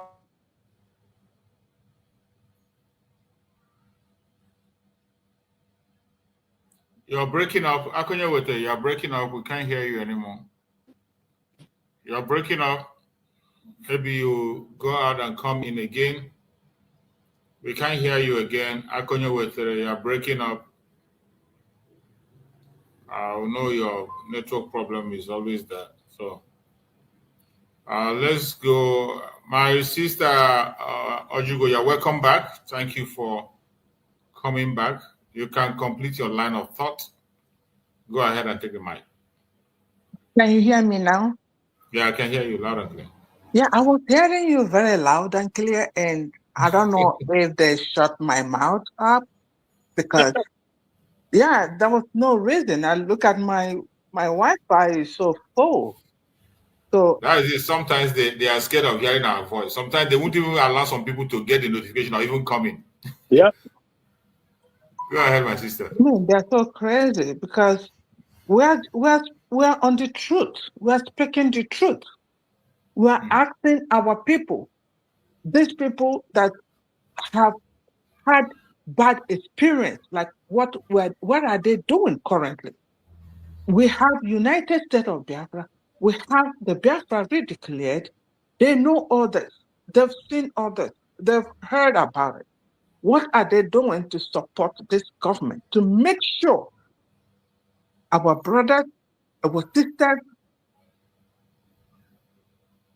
does not go through what they went through?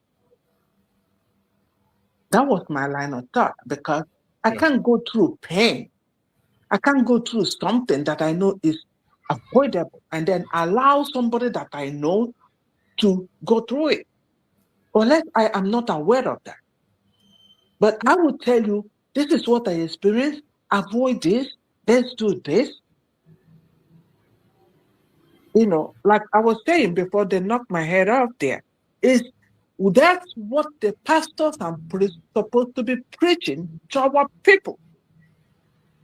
When DSS man says, save yourself, save yourself. We don't have enough security to save you. These people are supposed to come to their pulpit to people on the ground because they are close to villages, they are close to people, they are close to those that cannot afford data because these people that cannot afford data contribute for them to get data. So why can't they, for crying out loud, get this data and preach to these people to understand, to know, to be aware of what is going on? That's their job. That's their job. So, I don't know. We just continue preaching and we'll continue to talk. And and I think, well, I don't know what time or what the government is doing. And I like the way they're doing what they're doing, like now bringing it out to social media. But the Bushes, these governors of the United States of Biafra in homeland, this will have 40 military bases. They need to start the Bushes so bad. Kedu otu ndị a ga-esi na ọ na-azụ backyard na ana nke anyị na-emedisi and we all land. Anyị Igbo abụrụ ebe a na-asị enwe onye nwe ana. Anyị na-enwe ana n'ala Igbo. So wherever boot ha na-anọ na-eme ya, ọ mmadụ nwe ya. Mmadụ nwe ya. Does it mean that, ndị nwe ana amara na a na-eme distance in their land? So ndị security anyị, we cannot be seeing this thing. It hurt me. I couldn't stand to watch that video. A lady was there wearing a jean with other guys and they were torturing them. I've been imagining what will happen to that lady. Because the lady own is the worst. Dirty people.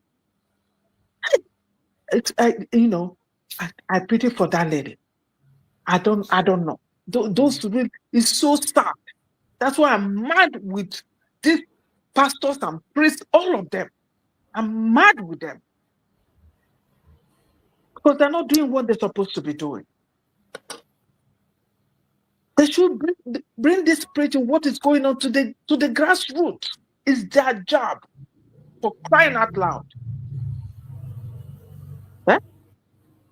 Our security need to start saying their job before was all the Bushes, they were going and they were pursuing them. So I don't know, now we are government, the government know better and how we're going to do that. But you see that thing that is still going on in our land? It's heartbreaking. It's really, really heartbreaking.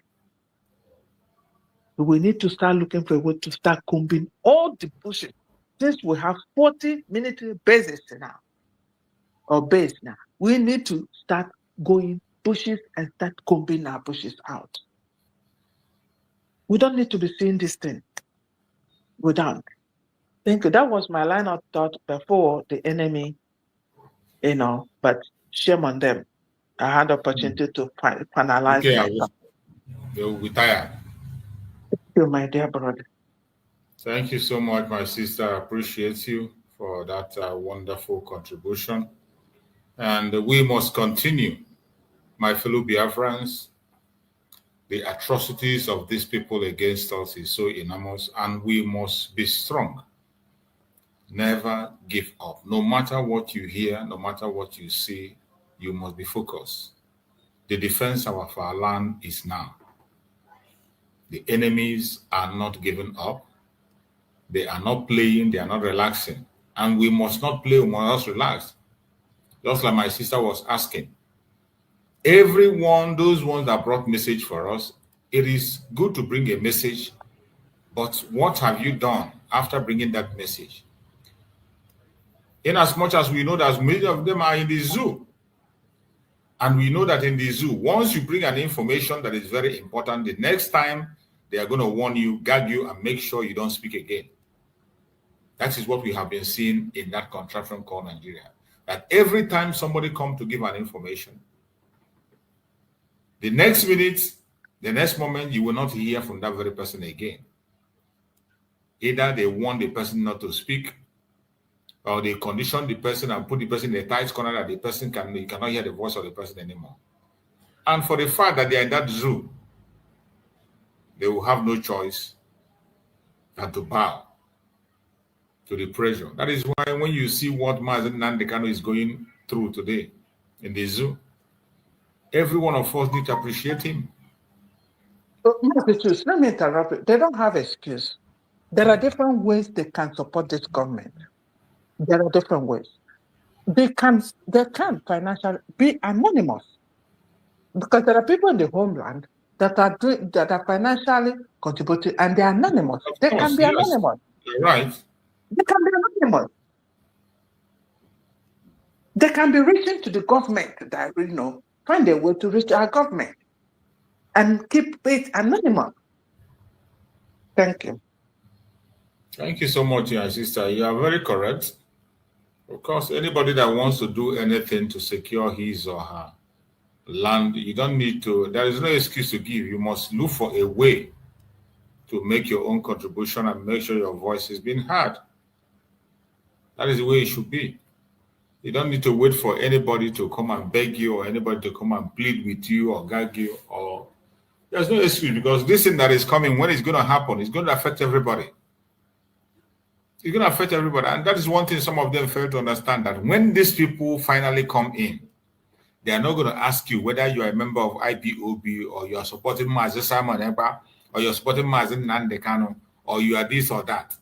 They are not going to ask you if you are Igbo, you are Efik, you are Ijo, you are Ibanke, or no, they are not going to ask that. We know how to operate. These are a bunch of terrorists, and they are well equipped. Sponsored by the federal government of Nigeria. You see them every day giving them more weapons. Every day they are handing over weapons to them. Every day they are handing weapons to them. And in everything we say, there are evidence. You saw the one of helicopter supplying them their needs in their forest. And the government of Nigeria allegedly coming to defend the helicopter, that is a police helicopter, that they went there for address. Yeah, lies. You see? And Maz, you know, the worst part of it is that there is to show clearly, even if you are blind, you can see that the government has a hand in the terrorism, because they are reintegrating them, like they said, or rehabilitating them.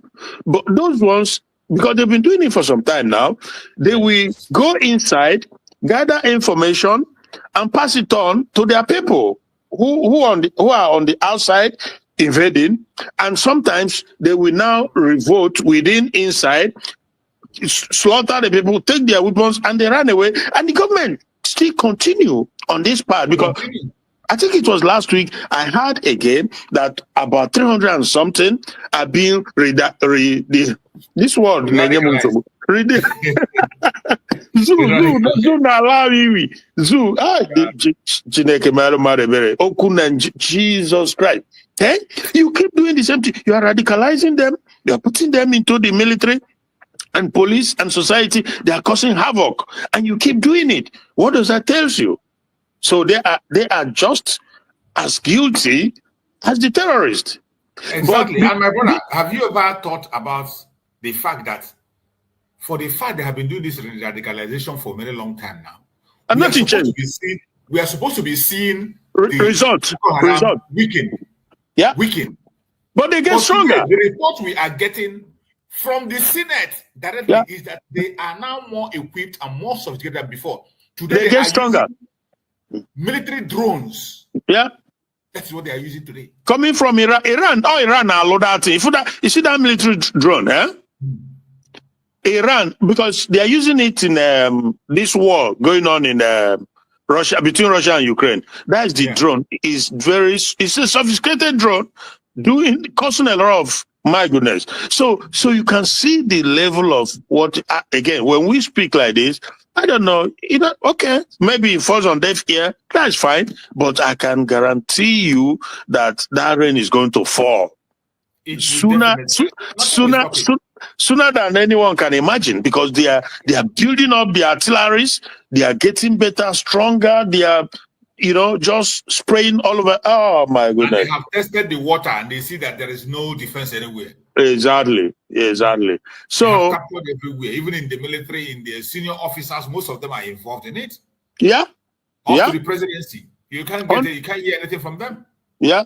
When they have the vice president, somebody who was fully involved in Boko Haram, a top official of Boko Haram was discovered in his house when he was a governor. Mm-hmm. Today he's a vice. And the defense minister, I don't know if they've changed him now. The defense minister was a governor of one of these states that has been completely taken over now by the terrorists. And the guy that succeeded him came out on Arise TV to tell the world that his successor, his predecessor, was the one financing and building the terrorism. He said it. There's a video. You remember the governor, a sitting governor, he came on Channel TV to say, and nobody does anything, not the president, not the government. The docility of the citizens is the worst. It's incredible. All the candy hygiene anyway, that is I don't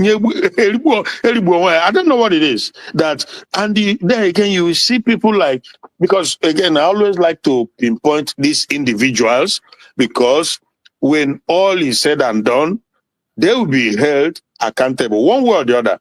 I remember when Dele Momodu was saying that there is a conspiracy against the Fulanis. How can you say a thing like that? The same about 6 or 7% of people that controls the rest of the country, that spread their tentacles all over the place. They dictate whatever they say in the country goes. And you are coming to say that there is a conspiracy against them. Really? And the show is, when you talk about Fulani terrorism, we know how it all began. You said, don't give it ethnic coloration because you want to sound good to them, hoping that you become a president. You are dreaming. It's just a waste of time, So, my brother, that is the system that must be destroyed. Yeah. That system that makes you believe that you must bow to them before you become somebody in Nigeria. Yeah. And all the politicians in Nigeria have accepted that fact. They have accepted it. For you to be relevant, you must accept all their bullshit. The caliphate. You have to buy to the caliphate. Yeah. All our governors in Biafra land, all of them. Politician have accepted it from A to Z. Yeah. And there is nobody challenging that fact. Yeah. Both Peter Obi, they are in this together. Yeah. So tell me, how are you going to make that country survive or work? Mm-hmm. And it has to do with the fact that centrally, the caliphate runs Nigeria, regardless of who you put there as president, whether you put Yoruba or you put Igbo or you put what they say goes in the country. That is how That's how it was structured and handed over to them. But over the years, they've now really kind of, developed their own, they've really worked on it.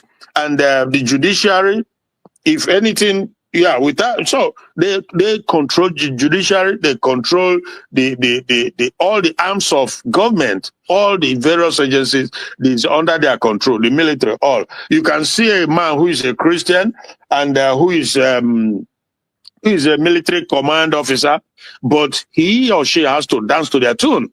That's why you have that man from Middle Belt, Musa, He knows what is happening, but he will not send his boy to go and hit the heart of the terrorists. He won't go there. They won't do that. Because if he do it, they will take him out. He knows. They will set him up.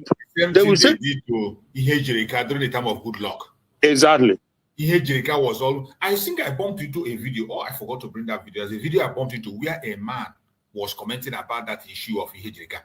That man is from the north. He was vibrating in the Senate. What he was saying that during the time of Jonathan, that they brought in. I saw it. Contracts. They brought in contractors. That they almost wiped away the Boko Haram. They almost wiped them away. But somebody, for their own personal interest, decided to cancel that very contract. They canceled that contract, and those people left. And he's a northerner now, Another man was making that confession. Yeah. He almost shed tears. Yeah. That during that time, he was privy to it that they almost wiped them out. The contract, and the contract they come, there were few. Yeah. That they can sit in a place and monitor all their movements, see them where they are. All they need to send the drone and destroy them, and that is all. Yeah. It was a very simple assignment. They were doing it effectively. But today, instead of them monitoring Boko Haram, it is Boko Haram that is monitoring the military today. Exactly. Instead of them using the drone, it is the Boko Haram that is using the drone against them.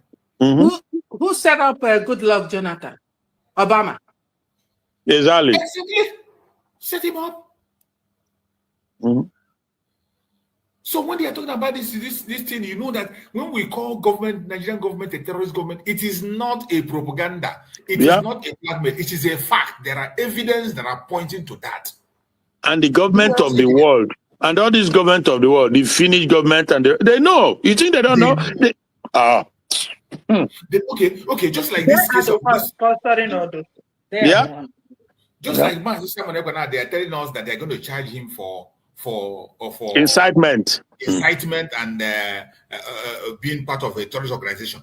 Which organization is? I asked these people, which organization is a terrorist? Is it the IPOB? Is it the United States of Biafra, the brigade that came to Finland last year? Let me tell you. To do a convention and came back this year to do a convention. Yeah. Do you know why it is possible? Why is such in France? All these European countries, they all work together. Remember, that woman is in cabinet. Remember, that's a very important thing there. Her phone was hijacked. Who hijacked the phone?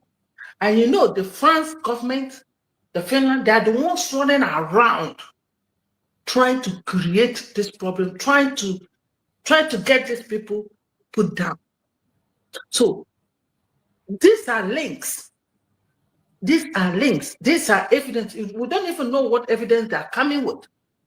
Because the important evidence will be a cabinet member. They will take that word. Because this is my sister, I think you have a very wonderful point there. This one is your child. We don't even know. She has been making, and she's in France. That's France is a major actor on what is happening today. 100%. Terrorists. That's what is coming out in her mouth. My beloved sister, you're making a very great point. You're making a very, very great point.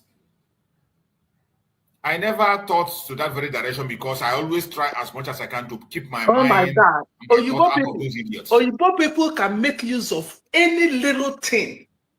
Watch her. Both the government that will declare she call it government of terrorism. Everything is terrorist story. That's what comes out of her mouth this time. Her phone is hijacked. Your voice is slow. Your voice is slow, my sister. Your voice is slow. We can't hear you. Okay. Is it better now? Yeah, it's okay. It's okay. Very Okay, I think it's a call that is coming in that is knocking me off. So, you know, the hijacker phone, the same government is still going to track us. She's a tractor now. They're tracking her. Even if she got phone 20 times, they're still going to track her. They're still tracking her. They've seen her. She's in France. France is the one fighting this African guy, Ibrahim. And Africans are collided with, and let me say, Ibrahim, Simon Ekpa, Nnamdi Kanu. These three men want to stand firm for Africa. And this woman is over there. And with her, she don't even know that what she's doing. That is the worst of it. That is the worst of all. She doesn't even know the implication of what she says and what she's doing online. Of everybody. What she's doing can break down. What she's doing can be a serious evidence against this Simon Ekpa because she's a cabinet member. We need to know that she was a cabinet member. She listened to all the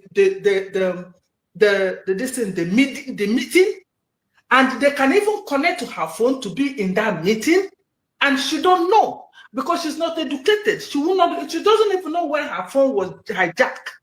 Nobody knows. The people don't know what is going on, sir. You're absolutely right. That line of thought, you are absolutely right. It is so sad. That is why it is not always good to draw this somebody who is a stark illiterate, who doesn't know her left and right into things. It's not.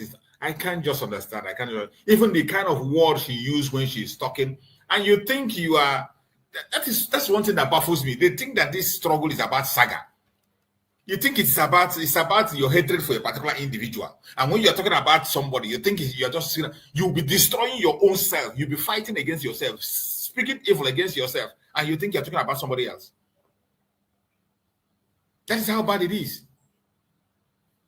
Sometimes when I see all those videos, when we see all those things and we ignore them, we don't listen to them. It's not that we don't have something to say. It's not that we don't have something to say about them or talk about them, but sometimes those things are not necessary. Because there are people watching. That government or even Ngozi that she calls directly has not even sued her for defamation of character. She's supposed to be sued for defamation of character. And that will shut her down. By the time they call her one time to court, then she will get that panic. Otherwise, she will continue to spread this and they will continue to link her phone to them. And they're listening to everything.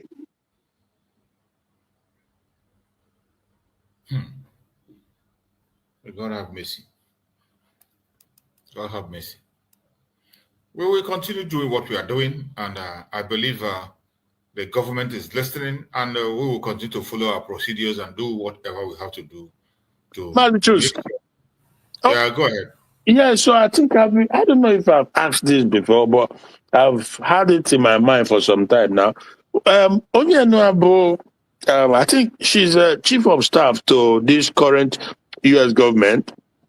I don't have a confirmation, but I heard that she was a registered representative of Mazi Nnamdi Kanu back then. Is there any truth to that? Are you aware of anything like that? Yeah.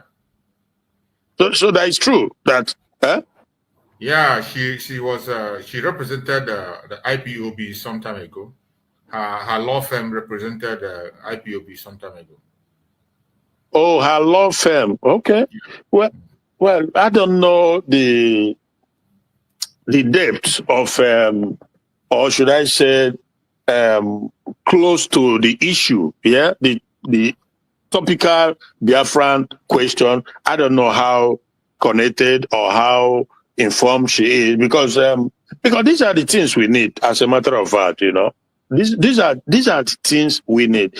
Obstacles, sabotage, these things will always be there in every struggle for independence. You have it among the people. It happens everywhere. So, but the deeper connection that if we're able to make, it goes a long way to creating recognition, creating awareness, and pushing the agenda while the zoo crumbles. Because trust me, while they are trying to patch it, hold it together, those benefiting from it, then the natural cause is taking its own place, because trust me, the zoo is crumbling. Slowly and surely is crumbling, because there's no how you would tell me the country that functions like this is viable, is sustainable. It's just not possible. When a country government becomes the enemy of the same country, of the people, sponsoring terrorism, looking away, close their eyes away from terrorism, it's incredible. And these countries know about it. Trust me, they know about it, what is going on. That how can you have this terrorism in your territory? You do nothing about it. You just leave them. They continue to build. They continue to. It's unimaginable. It's absolutely unimaginable. When they try to go to neighboring countries, see how they come after them, they crush them. Because that's all this Benin Republic, Ghana, and the rest of it. Even Burkina Faso. This Traore, it doesn't spare them one bit.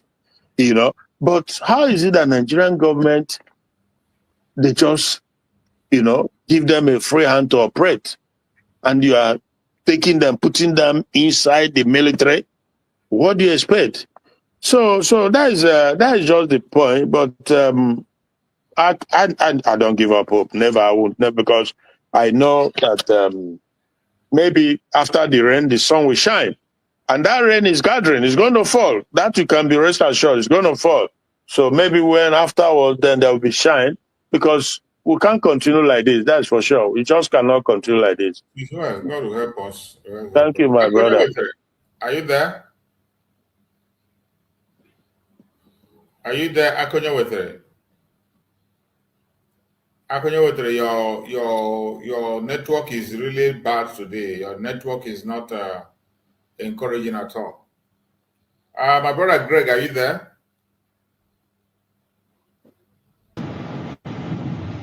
Yes, Mazi.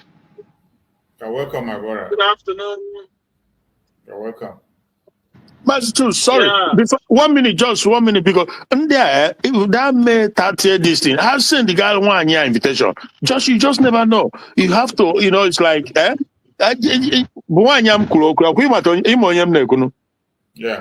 Yeah, have to get an invitation and see what happens. We have to everything. On where do this? We're in a point where you have to move every stone, move everything. So that's just the short thing. Sorry, but of my brother. Greg, go on. It should be done. Yeah, Mazi. Cheers. Good afternoon. Am I coming at me? Yeah, we can hear you. Go ahead. Okay. Thank you so much for all your efforts. Yesterday I was unable to go. When summer come out, a lot of things change the schedules, and many will take on holiday. They will pack a lot of responsibilities. So, yes, I just want to put a little bit contribution. At the same time, thanking God for our life, all of us, life of all the Biafrans, and the good work our God is doing on our behalf, and mostly in the life of Mazin and the Simon Ekpan. And those people that God give us the grace again, that their names have been removed from the list or from whatever they have charged for. That is a step to go. So we thank God for their life, and at the same time looking for God to complete his good work he has started. He will accomplish it in life of Mazin Amdekan and our PM, my Simon Ekpan. We're looking forward that his mercy will be upon them. Yes, when we continue in fighting and all what we can, no matter what the enemy is trying to do, no matter all their efforts, definitely they will fall, because we cannot expect that Nigeria will just give us Nigeria, Biafra, when a child cries, his mother will just try to make the child stop crying. No, Nigeria will not do that, because Nigeria is a country that doesn't have conscience. There is no conscience in them. There is a question this brother Christian asked. He said, why did Nigerian government allow Fulanis when other neighboring countries are refusing them and fighting them, making sure they did not enter their land? Number one is the Fulani were handed over to Nigeria from the day one. And their head started from there. When he tell you that instead of them to give you work, they will give it to a foreigner. This is the starting to show, that was the sign that if Zeke were intelligent enough or wise enough, that statement is enough for Zeke to know or retrace his step. It's just like as we are fighting now for independence of Biafra. Somebody will come out and say, if there instead of me to give the part of Biafra that is in Kogi job, I will go and bring a foreigner to do that job. So what will that Kogi person think? He will know that 100% he is not accepted in this union. So he's supposed to know from day one that he's not accepted. So, but because of Zeke is corrupt, because Zeke doesn't have the this thing for his people, he doesn't have heart for the Igbo people, neither for the Biafrans. So his interest is to make sure that they call him Odogu, they call him Zeke of Africa. That is only what he was after, pride and arrogance. That was what Zeke was pursuing. He forgot the interest of his people. And when the Fulani started fighting for their people, even though when they know that they are not real Nigerians, so they know in time that if they did not hold the Northerners, Pichicom, that time will come when they will chase them away. So they were very open and they were not sleeping. Immediately, Donfodio succeeded in capturing the north. From that time, the Fulanis enter into Nigeria and they do everything they can. Secondly, Nigeria is a corrupt country. Very, very corrupt more than corrupt to the bone.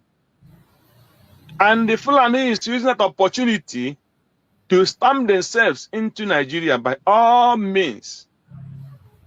Because when they came, they captured the north, they used British, who is their real master, taught them that the only way they can succeed is to make sure that they separate, they put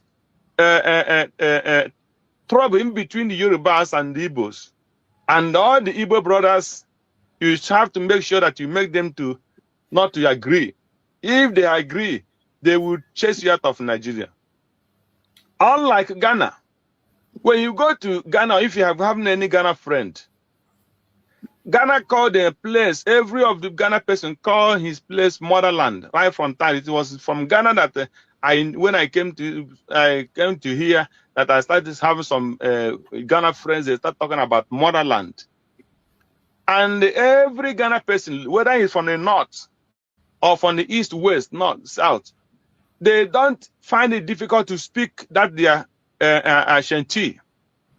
Even though they have some that speak Hausa, they have some that speak other languages. But most of them, almost every Ghana speak Ashanti and they understand Ashanti. The one that doesn't understand it, doesn't speak it, he will understand when the Ashanti talk. So they started in time to know that they are one people. Excuse me, Craig. Craig. See, it's not the Ashanti. Ashanti is a dialectical tribe in Ghana. And generally, everybody like Ashanti, like my in-laws people, the Fantis, the Bronx, the Equiapim, the Nzimas, all of them, they speak what they call Akang language. It's just like you have Igbo Central, but there are dialectical differences in the Igbo. You understand? Yeah. So when you go to the north too, we have, that is my father's place. That is where they have different kinds of, but they understand each other, but we don't speak Akang language, which the Ashantis, the Fantis, the Bronx, the Zima, the Achims speak. Yeah. But immediately you just come to Accra, someone from the north, you must speak Akang because it is a generally accepted, local language that everybody speaks. Yeah, thank you. Yes, sir. So that language unite them, because when I see most of them here, they must understand each other. The hate, there is nothing, you will not even find that they're having problem. They don't hate themselves. You cannot. I have never seen a Ghana person. He say, "Don't mind him. This one is from the north." I never see it for one day, or here. Even the person that is, can I support you again? Can I support you? Sorry. Yes, go on. Let me come in here. See, the language the former president Nana Addo Dankwa Akufo-Addo used against the Ewe people from Volta region cost them the presidency we had 2024. Yeah. He went there. One of the biggest, I think the second biggest man-made lake in the world, called Akosombo Dam, was spilled, and majority of the people surrounding that area, houses were collapsed, people died, and so on. But that Volta region, which is predominantly, which is dominated by what the tribe they call the Ewes, the Ewe people, are, NDC, that is the National Democratic Congress, not NPP, which Nana Addo Dankwa Akufo-Addo was leading at the time. So when he visited them, instead of him now to go straight and tell them, "I am your president, I have heard what happened, and I came here to commiserate with you people," he said, "Oh, despite that you people did not vote me, I still have the love and the strength to come and say that." If you see the kind of backlash, including his own party people, they were telling him that this is unpresidential. It is unpresidential. Even his own people. You cannot make such, statement on your own people. The day you become the president of Ghana, you become the president of the Gruzi, the Kusasi, the Akan people, the Zima people, the Ewe people, everybody. In fact, he was blasted. Let me call it president. He got presidential blast that time. Thank you, sir. That was the same thing Buhari did, and Nigeria praised him. Instead of blasting him, they praised him. So when Buhari said 5% voted for him. So what am I trying to say? They were laughing. They were laughing. They were laughing and clapping for him. He's right. He's right. No. So that is the kind of corruption that is in that country. So Nigeria knew they hated each other, and they hated each other to the bone. You cannot hear any person criticizing his brother like that in here.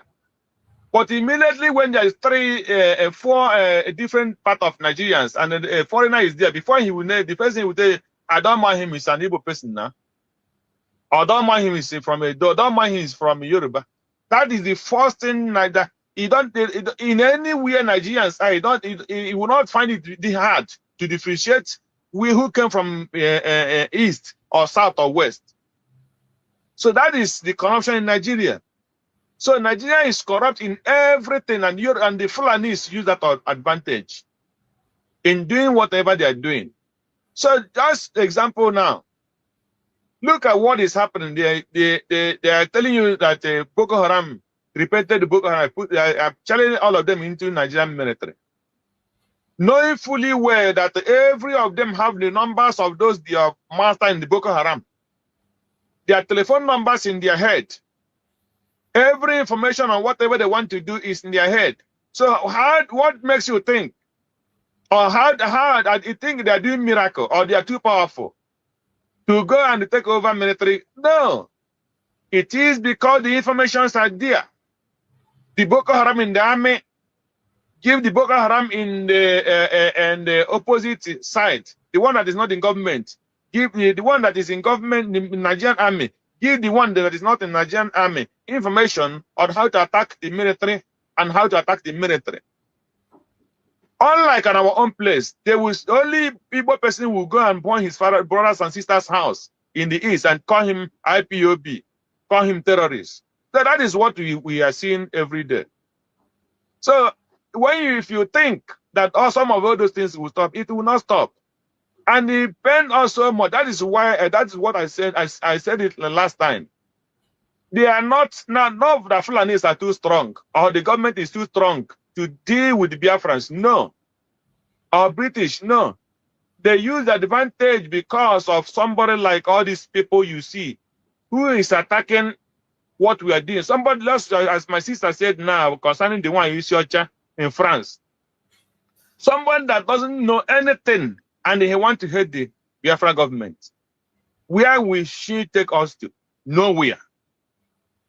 So that is the problem we have.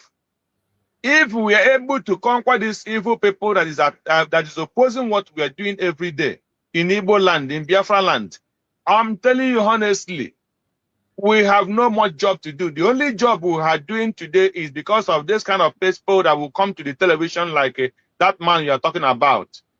They will use him and they tell the international community that what you are doing is lie. Because they don't believe that the Biafra is coming. They think that everybody will waste his time. As I'm at work now, I try to come out to speak. They think people are just wasting time and wasting their money and their energy for nothing. Or maybe they are not serious about the Biafra. So see the man that's telling that he worked with Wazirike. So if that kind of person had worked with Wazirike, what do you think that Wazirike would have achieved? Nothing. Because that kind of evil man is around him. So he cannot make headway. I wonder. You see? So this is the thing I talked about last time. Because when Wazirike was doing something, Wazirike came out to be real. He wanted Biafra. But later did he know that the whole people that surrendered him were criminals. Criminals. So he didn't come to him. Yeah. He didn't notice it in time. And he did not prepare for such people at all. So why are we talking now? Because it's because Simon Ekpan come into the limelight. That is how everything started exposing. When he came and he started selecting all these criminals from DOS, and people started saying, wow, is that how all these people have been? These are the evil people that surrendered Mazen Nandekano.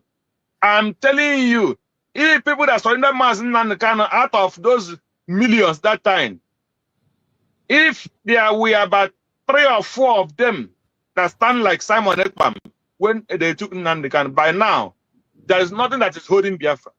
Of course. But because all of them were criminals, that is what we are suffering today. And by God's grace, we'll overcome all those things. So my message is that we will continue and we will not relent until Biafra comes. So nobody will stop us. Whether they lie, let the sabotage. Will it come? Definitely it will come. And it's a battle that God will fight on his own. Thank you. Thank you so much. I appreciate you for that line of thought. My beloved brother Maxwell, take your mic. Go ahead and speak to us. Thank you so much, Mazi Chiefs. Nemoches and Manamoches that are here. I salute each and every one of you. The courage, the strength you have gathered all this while to stand firm and to propel the acts of Biafra and our freedom, of my mother's land. Biafra is my mother's land, not my father's land. Yeah, that's my father's land, my motherland. And reasons why I do what I do in every place is as long as I have the strength and I have the opportunity to do it. You see, it could have been difficult, and it will, whatever that affects the eye will definitely affect the nose. And so many people that I am joining today to fight for the official and the international recognition of Biafra as a sovereign nation, especially at home, will be affected. You see this Igbo-speaking Biafran Efulefus. I would have loved these people to come to them. I swear to God. You see these people that are coming to X space, any platform, like the Jejes and the rest of them, to speak evil of what Mazi Simon Ekpa has been doing. Speaking evil of what Mazi Nnamdi Kanu started before he was kidnapped. I would have wished that these Fulani terrorists will get to them one after the other, so that they will now know the difference between hot water and the dry, cold water. They will know that there is what they call ruwabiu. One day yana the safi and one day yana the sayin. The one that is cold and the one that is hot. We are flatooing. I don't know how they call it in a pidgin. They say with the mess. We are fighting to fill the basket. These intellectuals, these fools from the majority Igbo-speaking Biafran are spreading it for us. I am angered with what I am. Do you know what it is? Abacha said that any insurgency that lasted for more than 1 week, the element of the authorities involved that is controlling that state is involved in it. Do you think that that man was joking? Did Boko Haram and Saru, all of them, why didn't they come out the time when we were there? They come out the time when we were there fully. Why are they? Why? Massachusetts, can you hear me? Yeah, I can hear you loud and clear. Good. I had a call. I had a call. Okay. Why didn't they do it that time? Because no matter how bad and wicked the army was, they were still managing the peace in that country. And that was the time we were there. They were afraid to come in. But immediately power moves out from them. They were not building themselves up, forming them, bringing them, importing them into Nigeria. Our Igbo Efule fools were there watching. These people were coming. Do you think that it wasn't on the news? The infiltration of these people that were coming at that time, do you think that they don't know? Cowards, they could not react. They couldn't do anything. But when it comes to their own Biafrans, that is where they have the power to speak. That is where they have the audacity to speak. That is when their vim, their intellectuality, and everything come out. Today, look at what is going on. Ragtag Boko Haram and their affiliates, because all of them are fighting for one cause. What is that cause? Islamization. Sending their books, sending their Quran into the Gulf of Guinea. That is what they are fighting. Sharia, introduction of Sharia, that is what they are fighting. And let me tell you today, there is no Igbo Muslim that will not prefer a Sharia Igbo land. I am telling you, go and ask them, they will tell you. Are they not printing Quran now in Igbo language? In Biafra land? When they are printing it and selling it, who are the people buying it? The same Igbo speaking Biafrans. They are trapping them with money. They are coercing them into joining them with money. This is what they do. These people are now equipped with modern technologies.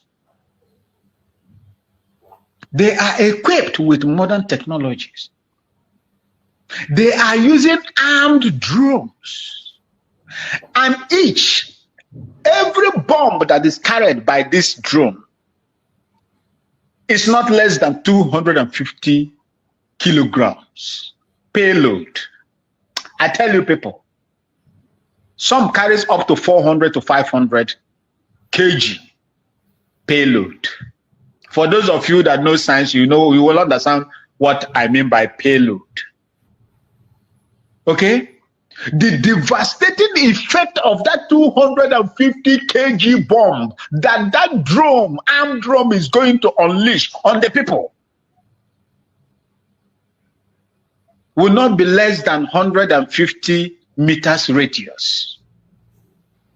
That is what we are going to face. These intellectuals in Igbo land that have made so much money, but they cannot see reasons to support their brothers and sisters that have brought their, that have put themselves at risk to fight for this.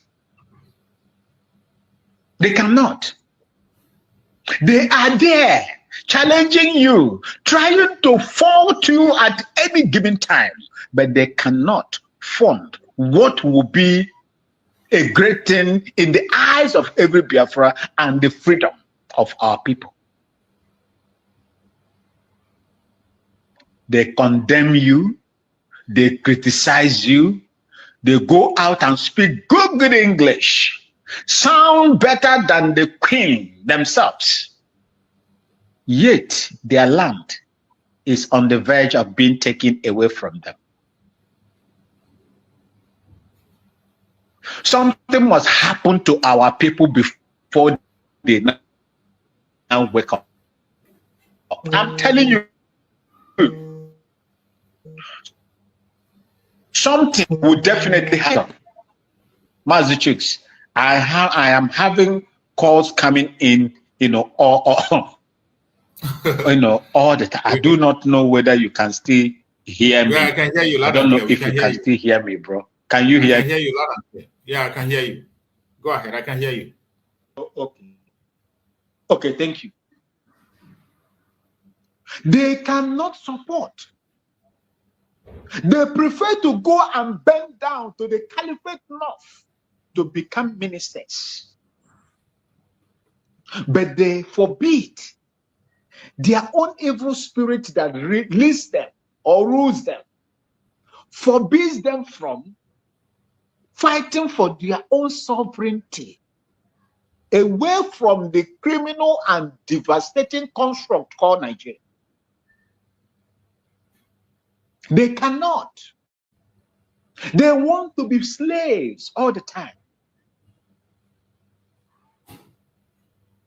They forgot that they are special people of God. The people of the East. The people of the rising sun. The ancient people. Ndị Igbo, ndị Asonya agro Hyacinth, Onama Adoli.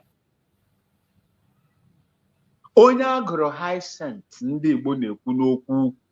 Onama Ori, ndị Igbo kpọrọ ya Ori, that is shea butter.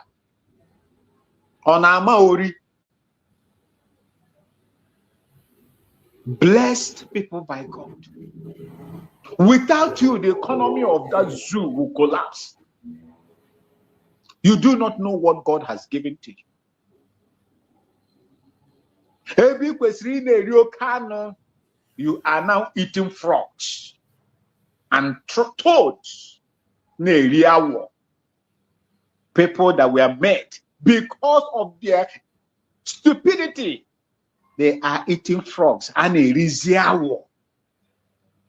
In those days, when an Igbo speaking Biafran speaks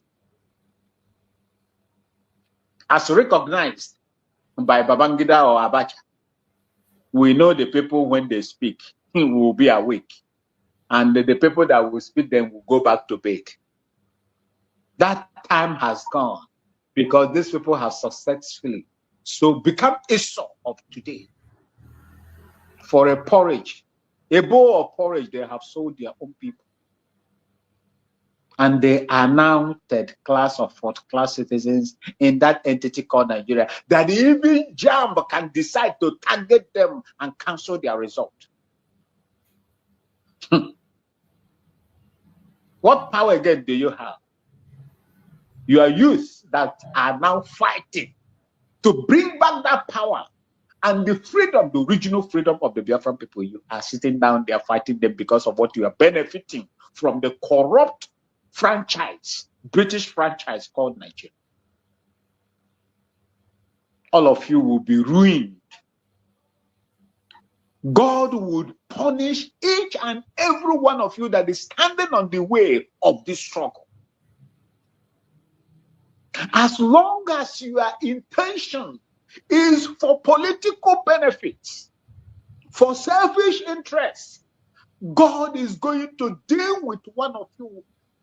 He would deal with each and every one of you.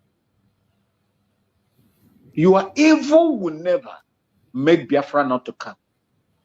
I still rely on the prophecies of the man of God that I'm following that has always been speaking about Biafra, Mazen Nambekano and Simon Ekpa, and they are fulfilling.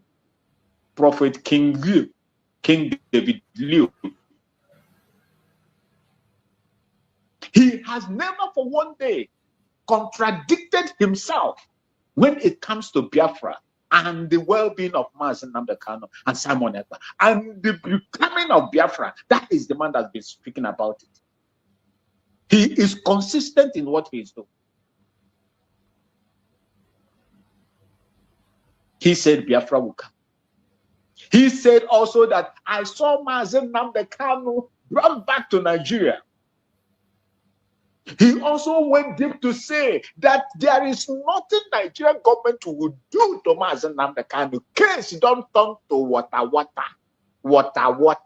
Nigeria has nothing. He said it clearly, and I shared it as well. He said Mazen Nambekano's case, the only remedy is for Nigeria to just hands up and let the man go. And when the Court of Appeal everything, he now come out before the Court of Appeal. He said they will cancel everything. But the people that will be holding Mazen Nambekano are from Southeast. This man said it. He said it. Now he has started again. He said nothing will happen. He said, I see the case. Finish. Case. Finish. And Mazen Nambekano free, and Nigeria will be made to pay. He also warned Finland that what is going to happen to Finland if they don't repent, they will regret forever touching the Biafran people. He said it. And I am expecting that to also happen. And I pray that what Finland is doing today, that God will teach them a lesson, just like he taught Pharaoh of Egypt that very tough lesson. You have a man that is in your own country, you are citizen, a politician in your own country, fighting the same thing that you people fought from the old Soviet Union to get yourself free. You fought the USSR in order to be free. The people that were supporting you that time did not arrest you people, the Finnish people. They didn't arrest you. They allow you to fight and supported you. The same thing, this young man that is fighting in your own country is not fighting to invade anybody or carry mass attack on innocent people that did not do anything to him. The only thing he's fighting is for the preservation of his own people, relieving them from the torture in the hands of the terrorists, Nigeria and the United Kingdom and their allies.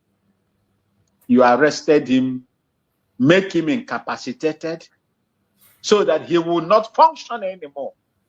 God will make you not to function.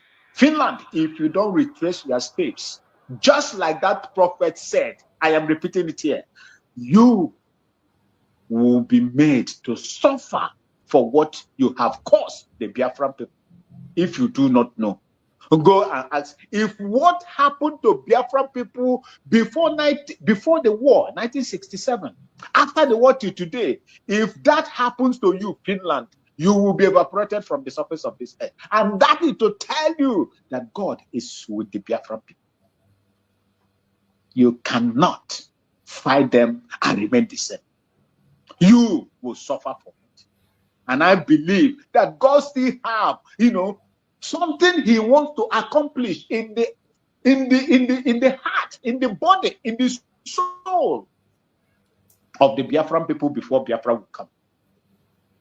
For everything working for good to them that love God. Why? No matter how you view it as a human being, I still believe that there is something God is working. God is doing some surgeries in the spirit of our people. And some of the surgeries, we might see it as attack. For those of them that have refused to listen to the voice of wisdom, Mazen Nnamdi Kanu, Simon Ekpa, and people like you, and the leader of the United States of Biafra today, Dr. Ngashan Rabweze, and her adjutants. You will all suffer for what you have made Mazen Nnamdi Kanu and this struggle, Biafra recognition, to go through. You think that we are here to come and speak the way we speak? Think that we don't have things to do? We care for that land. And God has given us that land to protect, not to allow people that you don't have nothing in common to come and take it over from. That is what you should understand. And you cannot give any reason why you will not fight for your fatherland. It is a task that must be done. And Massachusetts, we must do it. We must do what we can. Nobody is going to do it for us. Go to the north, see how the terrorists are brazenly exposing themselves, attacking and unaliving people. Is that what these intellectuals want to happen in Biafra land before they wake up? Is that what they want to happen before they wake up? How many times will something happen to these fools? And they learn their lesson, Massachusetts. And every one of you that is listening to me, how many times Nana Begwaro ya ugboro na ka ihe ga-eme gị unu amụrụ akọ ndị nke asị iri atọ ite naanị oru iri atọ Nana Besemba ọkwa efuru ihe a na-eme mmadụ onye nke a na-ebe ni ọkwa efuru ihe a na-eme onye nke a na-ebe ni ma ijiri ya mụọ akọ dị na iwe onye iberibe a na-eji n'ihe mere mmadụ amụọ akọ. But our people, despite that, when the imposter was there, he took loan that you are going to pay. The same eflef, this Igbo Biafran eflefus, they share all the loan to all the regions. They no give you. Hey, what Nigeria? Hey, what Nigeria? I'm a proud Nigerian. They build railway all the way to Maradi in Niger Republic. They collect all the money from your land, from the sale of gas, crude oil, the tax that you pay. Biafra pay the highest tax in Nigeria. Go and check it. Who are the people importing? Do you know, for you to clear one car today of 1.8 engine capacity, let's say Toyota Corolla, in Nigeria, you will pay nothing more than 4 million. 2 million or 4 or close to 3 million. Formerly, that was what you will pay, I think about 300,000 to clear lower engine capacity. I think not older than 15 years. I'm a car dealer because I used to contact the agents in Nigeria at that time. 300,000 as at that time, because you are doing the importation. That is where you big time importers and exporters as well. They look for where they will get money they don't get. They will now come and tax on everything that you bring. And you are paying more for it. Before you clear your car today, depending on the engine capacity, I think that is how they do it. Or the this cost insurance price, the home delivery value, you will pay more. It was Buhari imposter that did it. It has been implemented. Go and check. They will force you. They are taking the money as their terrorists in uniform are on the street of Biafra land collecting tolls. Those that cannot give them, they torture them and unalive them, or proffer some false charges against them in order to just intimidate and harm them. The federal government is collecting from you as well. And when you see all these things, you will think you will not learn your lessons. And when they are telling them to proscribe, how many years did it take them to proscribe Boko Haram? Armed Fulani terrorists, have they proscribed them? Lukarawa, have they proscribed them? Mahmuda, have they proscribed them? ISWAP, ISIS, have they proscribed them? But when your own youth, your own brothers come out, it be you are the one that is going to force them to proscribe your own brother. And you think that you are doing me, you are doing yourselves. You are doing yourself, and it will come back to haunt you. I just pray that this Biafra will come tomorrow. Then I will come back to my mother's ancestral land and begin to call you people out one after the other. If we warrant us to do what the Israelis are still doing to those that perpetrated the evil of Holocaust on them, we'll do it to you. I thank you, Mazi Chicks, for having me.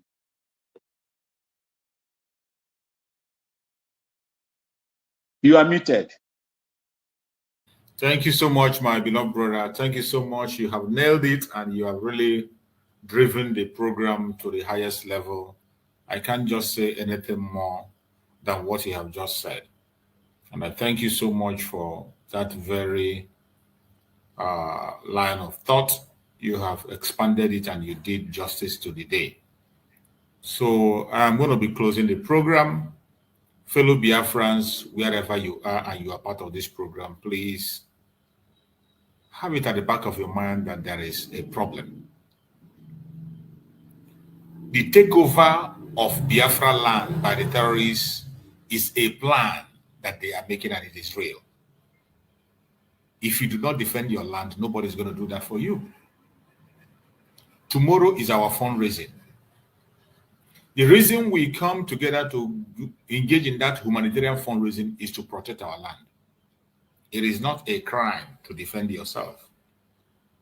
Self-defense is a right supported by international law, supported by African peoples and human rights law, supported by Nigerian law itself. We have seen on several occasions where people in the government of Nigeria have called for self-defense. The chief of the DSS came on live television. Everybody saw it, and he was calling the people to defend themselves. He said, do not wait on the government to defend you. Defend yourself. We have had so many governors telling their people, defend themselves. We had Danjuma, the chief of army staff before in Nigeria, tell his people, go and get ammunition the same way the terrorists get their own. Defend yourself. The same language they are using, that is what we are not saying anything different or anything that is extraordinary of another planet. It is the same thing they are preaching that we preach. But somehow, when we preach it, they said we are terrorists. When we speak in that language, they call us different names. They make you believe that fighting for your freedom is a crime. But I'm telling you today, it is not a crime to defend your land. And that is why we come out boldly every Saturday to raise funds to defend ourselves. as our brother noted here, they can give us any name. Nelson Mandela, that is celebrated across the world today, was called a terrorist. Martin Luther King Jr. was called a terrorist. Gandhi was also called a terrorist.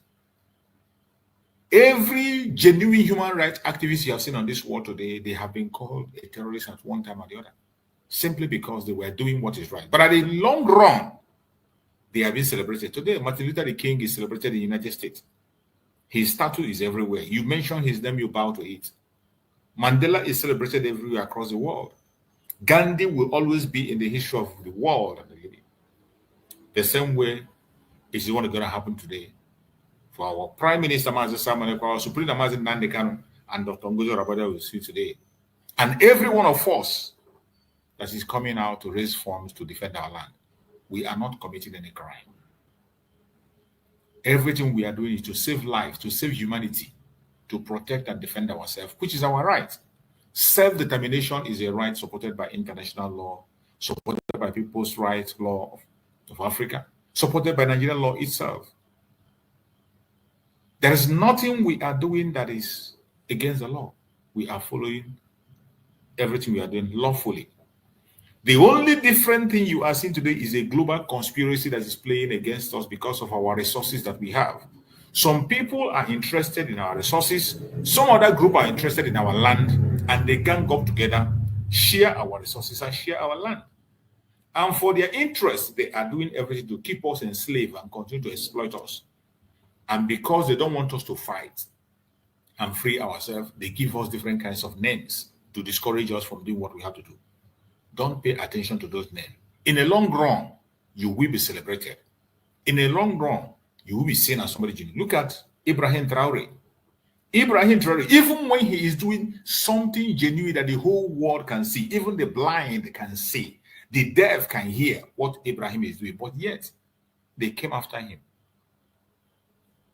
They are coming after him, making different plans against him.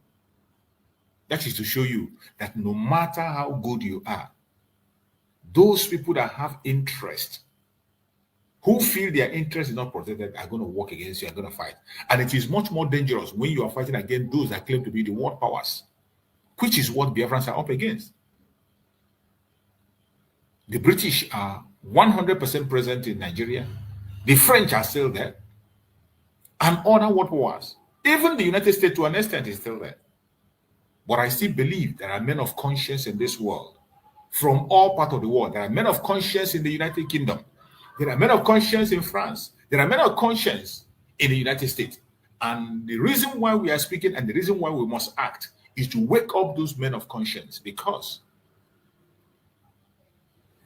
when the good people refuse to talk, when the good people refuse to act, the evil men take charge and evil continue to go on.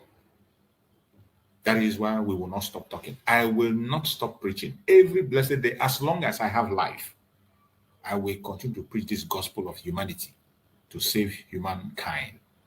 What are we asking for? Live and let's live. There is nothing extraordinary we are asking for. Live and let live. That's all. Is it too much to ask? We are asking that you should disintegrate the zoo. Let every region live in their own space, grow at their own space, in their own speed. Those who want to be a caliphate should be a caliphate. There's nothing wrong about it. Those who want to practice other systems should practice it. There's nothing wrong about it. We can still intermarry. We can still do business together. We can still do so many things together. But we have to do it based on agreements that each of us will sit on the table, agree, and sign up to it.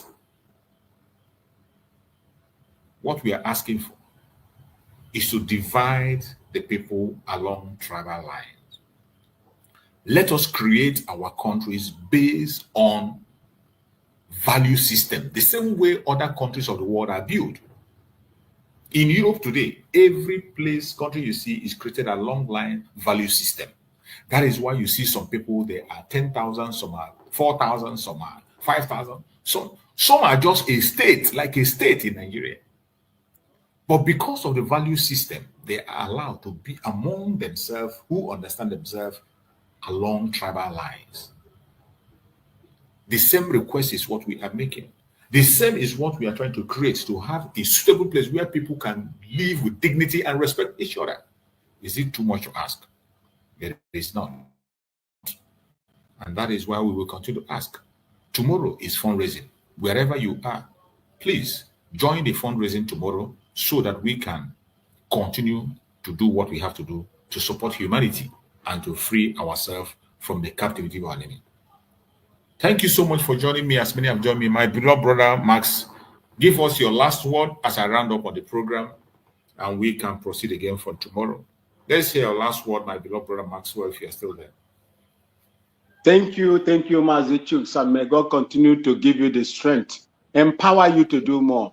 And those that have listened to us and those that are going to listen to this broadcast, may God give you the discerning spirits to understand the reason why you must come out to fight and donate for the sovereignty of your fatherland. As it is said in Igbo language, onye ugboburu owu ntiburu ya. When the ear is being spoken to and the ear refuses to understand and listen, when the head cutter comes to cut off the head, the ear will definitely follow. I have nothing much to tell you. It is your responsibility to protect it. Look, in Ghana here, there is a reason why Ghanaians say, from the old, no matter how long you live here, as a Fulani man, you can never gain the citizenship of this country. There is a reason for it. There is a reason why Guinea Conakry under Secretary chased them away from that place. There is reason why CAR, Central African Republic, chased them away. The only place, even from the Mauritania, they are chasing them. Mali, they are chasing them. Senegal, Senegambia, they are chasing them. The only place they found succor is in the country called Nigeria, Zoological Republic. You that is there, Mazi Chuks, that place, you just go and ask any Fulani man their promised land, they will tell you Nigeria. I don't know the God that gave them the promise. I wonder. I don't know the God that gave them the promise in a land that is being occupied by the indigenous people. That God itself, he be useless God. The God that will make the land that is occupied, he placed his own people there and give you as a promised land. That God must be useless. And that is the reason why they are doing what they are doing. Everything these people do is being orchestrated and supported, abetted by the central government. If you don't know it today, that is why they can carry AK-47 assault rifles, go around menacing, causing menace everywhere, unaliving people, displacing people eyebrow, or arrest them and prosecute them. Remember, I don't know whether one of my elder brother in my mother's hometown sent me some message. When Brigadier General Danjuma Ali Kefi, I don't know whether you have heard about the name of this man. He was the man that was in charge of widespread operation. He was among the people that arrested one of the kingpins of Boko Haram. Do you know what he suffered at last? He was compulsorily retired. Brigadier General Danjuma Ali Kefi. He has come out to speak right now, and he is even telling Bola Ahmed Tinubu to investigate the cause of the death of Chief of Army Staff, former Chief of Army Staff. What's his name? The man that died in plane crash. Okay, yeah, the one they say he should be investigated. You remember Yes, he said it was. Of course, we knew then it was planned. During Buhari time, it was planned. Good.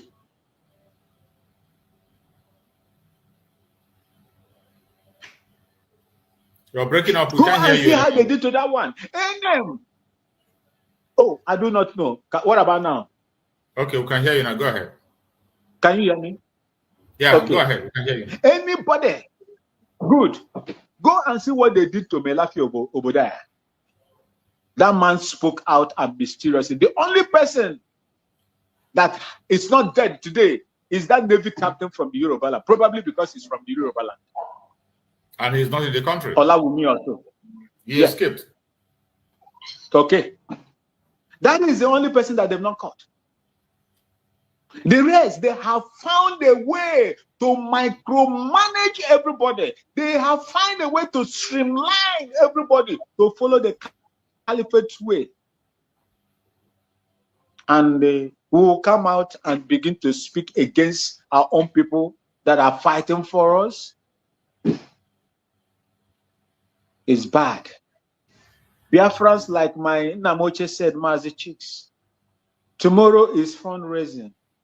If you cannot give so that you will be heard or known, you see that money that you are using to go and pay to these Yoruba churches that are funded and buying a plane for themselves, and while you are bring it to this, it will go a long way to preserve your life, your property, and your ancestral land that God has given to you, and everything above it, on it, and beneath it. Thank you so much, and may God continue to bless and prosper you for the good work that you are doing. I remain, you are okay. From the thank you for having me. I love you. Thank you so much, my beloved brother Max. I appreciate you. Thank you for your immense support. Always may Chukwu Kabiama continue to bless you, prosper you, and strengthen you. My fellow Biafrans, I appreciate every one of you that have been part of this program from the beginning to the end. Please, if you have not yet shared this program, kindly like and share. Make sure you share to at least one person. And if you have not yet subscribed to this channel, I don't know what you are waiting for. Please subscribe. Touch your notification bell so that whenever I come online, you'll be among the first to join us. Every day we come here, we spend 2 hours, 3 hours, sometimes 4 hours. So touch the notification bell so that you can always follow us from the beginning and enjoy the program. Touch your notification. Even if you have done it before, retouch it again to freshen it up, make it refreshed, because so many people are not getting the notification. You know, the social media, they are not promoting our program. They are trying to make us small. They try to limit the number of audience we get. But if you help us to share, if you continue to help to share and reach out to others, that will make us to reach to as many people as possible. They cannot stop us. So please like and share. Either you are watching on Facebook or you're watching on TikTok, wherever you are watching, please like and share. And Chukwu Kabiama will continue to bless you. May Chukwu Kabiama protect our Deputy Prime Minister, Dr. Ngozi Orabueze. We pray that Chukwu Kabiama will guide and protect our Prime Minister, Mazi Simon Ekpa. Give him wisdom, knowledge, understanding, strength to continue to stand on until the last minute when he's going to join us. We pray for Mazi Nnamdi Kanu, the supreme leader of IPOB, for guidance, for protection, for provision. We pray for strength, for wisdom, knowledge, and understanding, for revelations. May Chukwu Kabiama guide and protect all Biafrans across the world, where it may be.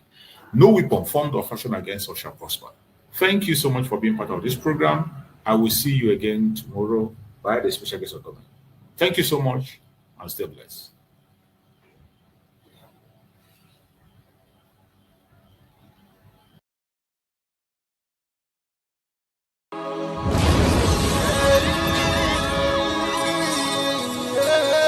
This is from Biafrans Got Talent. We are letting Biafrans know the reason why we should remember those who gave their life for us, those who died, that we may live. You died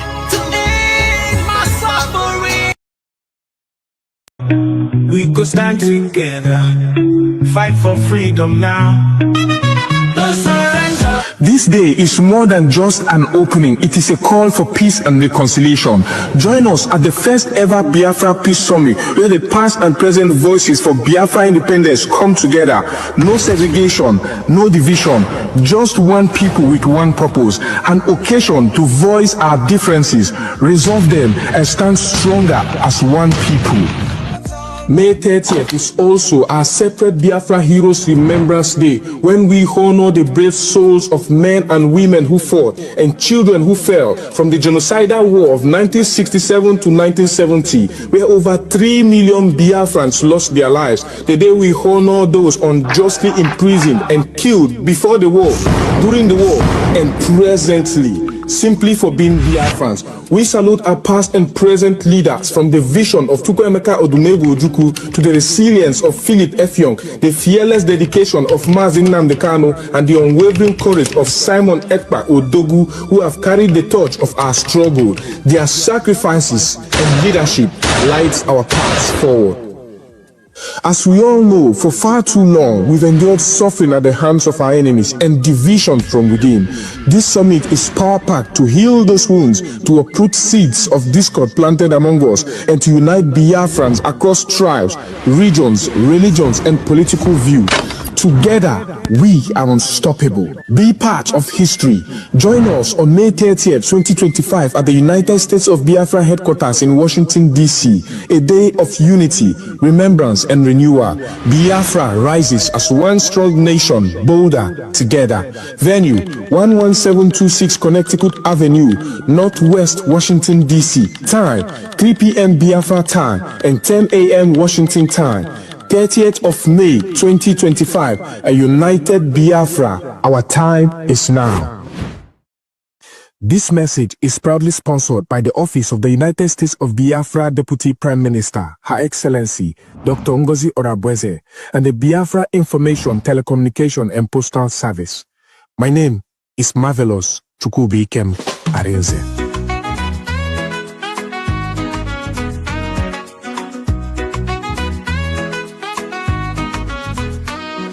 We face many things, we no fall. Them took Nnamdi Kanu, but we stand tall. Simon Ekpa, them catch we still dey strong. We go rise higher, no place for wrong. We no go fall, we go stand. In unity, we hold the land.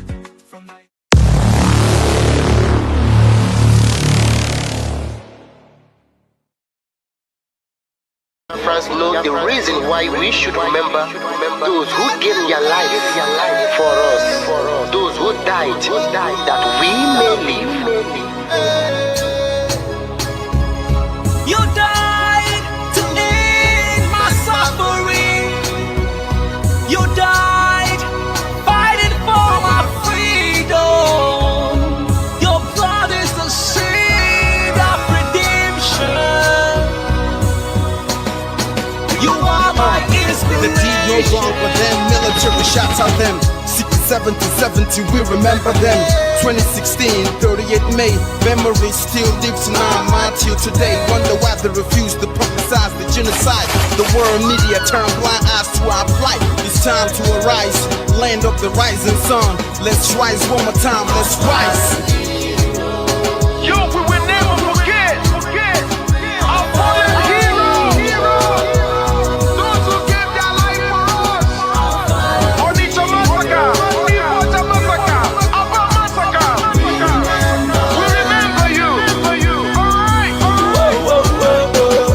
Tell them I got that day. Remember when me tell you say I got that day. Yeah, I remember that what I call as a prospero. But the way you go like a papa nuku. But then the way you go, me tell you what I look on the walk on the Samiro. Me tell you what I day. For we just follow the rest of man, I tell you what I do. Me know that I come to tell them. I want to promise you something today. We must fight together. No retreat and no surrender. We must hold them down till the end of time. The most important thing is that we will restore Biafra. May your soul rest in peace. I look up to the sky with tears in my eyes. For other the Biafrans, and for freedom had to die. We will never forget you as the days go by. You are always in our heart, we'll never be apart. They fought for our freedom, they died for our freedom. They fought the Nigerian soldiers in the war front, without food, without guns, for our freedom, for our life, for our own good, for our children. We love them, our heroes. My heart bleeds when I saw them slain. Where will I be now if not then? They will remain indelible in my heart forever, forever, forever, and never, and never, and never.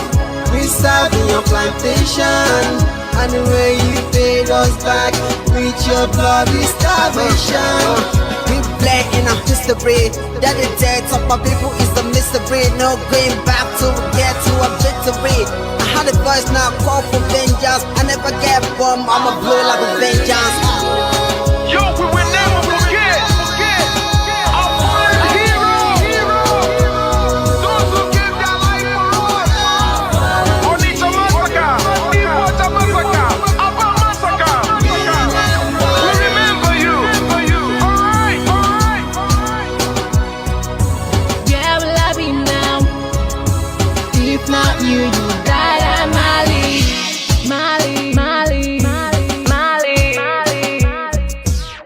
Then we are starved to death because of our freedom, and they paid the debt for our freedom. Flag high for those that died in the genocide, fighting for you and I.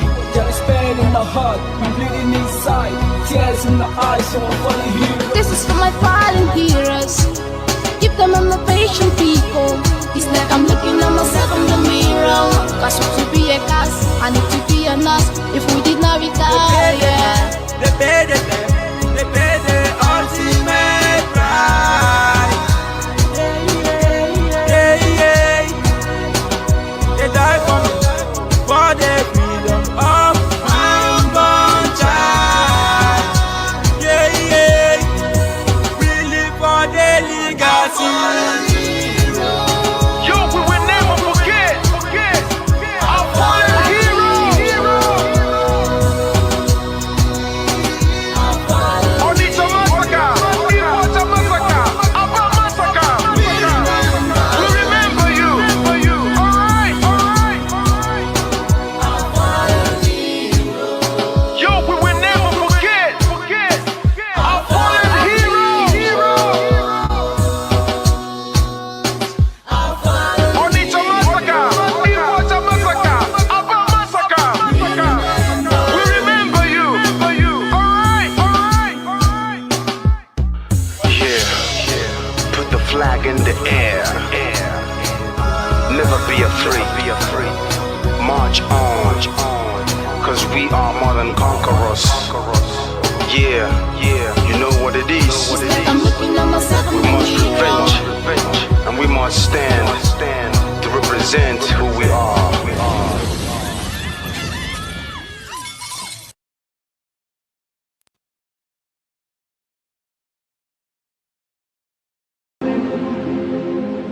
Ngula matali woso jere futa mbaka nchuba diali Kama abulezi okwenu Na baka la kelu egonezi onwe N'ụbọchị akala kelu ego n'odezi Maka na ababa n'ụwa aralu n'unuteyi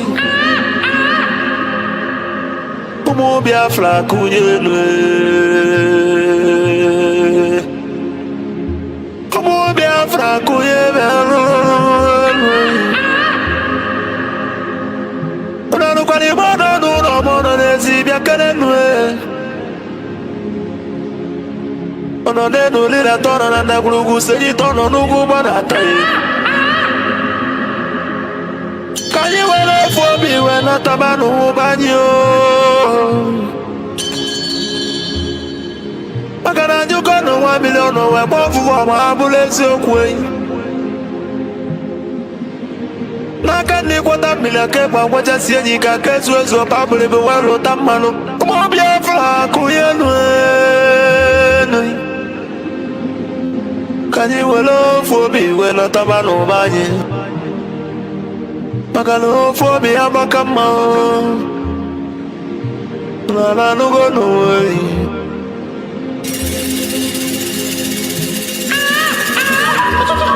Biafra na bekele umunina. Nkabo nkanye. Wa dati na itele wanye bekele mi. Okwage bulu kwekele na fando to Biafra is our home. And the Biafra is our religion. God did not want to cheers a moon or be born here. Where's the can argue? I don't know what you want. The Kemba one of Biafra land the mountain. I don't want to go. My phone the boat to the devil, baby, they beat him in the mountain. I was a good word in my libonine. The word in my lobia from you. Do me go to cool. Papa Gis, I can logi Filippo F. Young. I was a one walker who look Kusio Kusina Biafra Kunyo. Nayabu Biafra to Lugo and Nayabu Biafra Ekuigo. Trocoguli Watanaka Ele. Abagis, I can go and do Manzin and the Kano. Amadike Biafra Kadedu. Amadike Biafra Bialu. She has no jurisdiction to try me. None whatsoever. I came out of the accused from my case and cannot try my case. There are things that are happening in this country that a lot of you do not know. It is my duty to make that very, very clear to all of you today. Because the lies are too much. The lies are too much. I sent a petition to NJC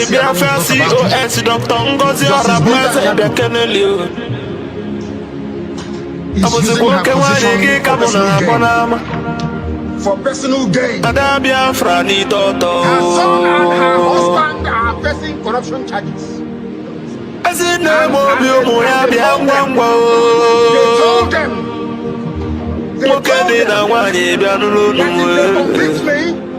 this is what is this is what happens.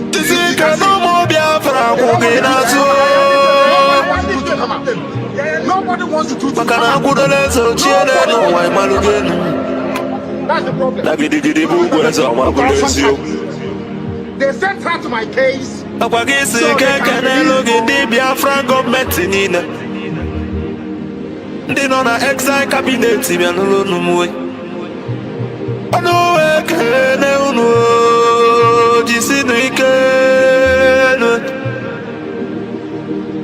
Natukunanda na ya ba onube. Bakano ya sulobe ya toka imalugenu ei. Disionike. Kana lo mondi Biafra revelation ami umuchuku. The angels of Biafra land the great oracles of Biafra na no. I don't work no nama. Na no jisi kenon. That's go ya ba no. Omo chukwu.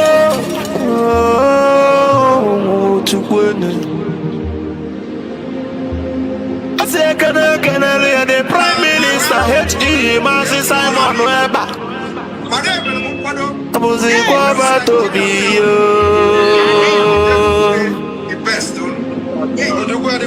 Atwele ni umo Biafra bianulo.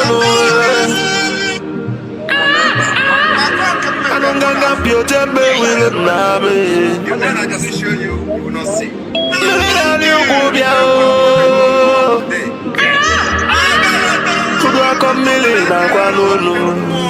Yes.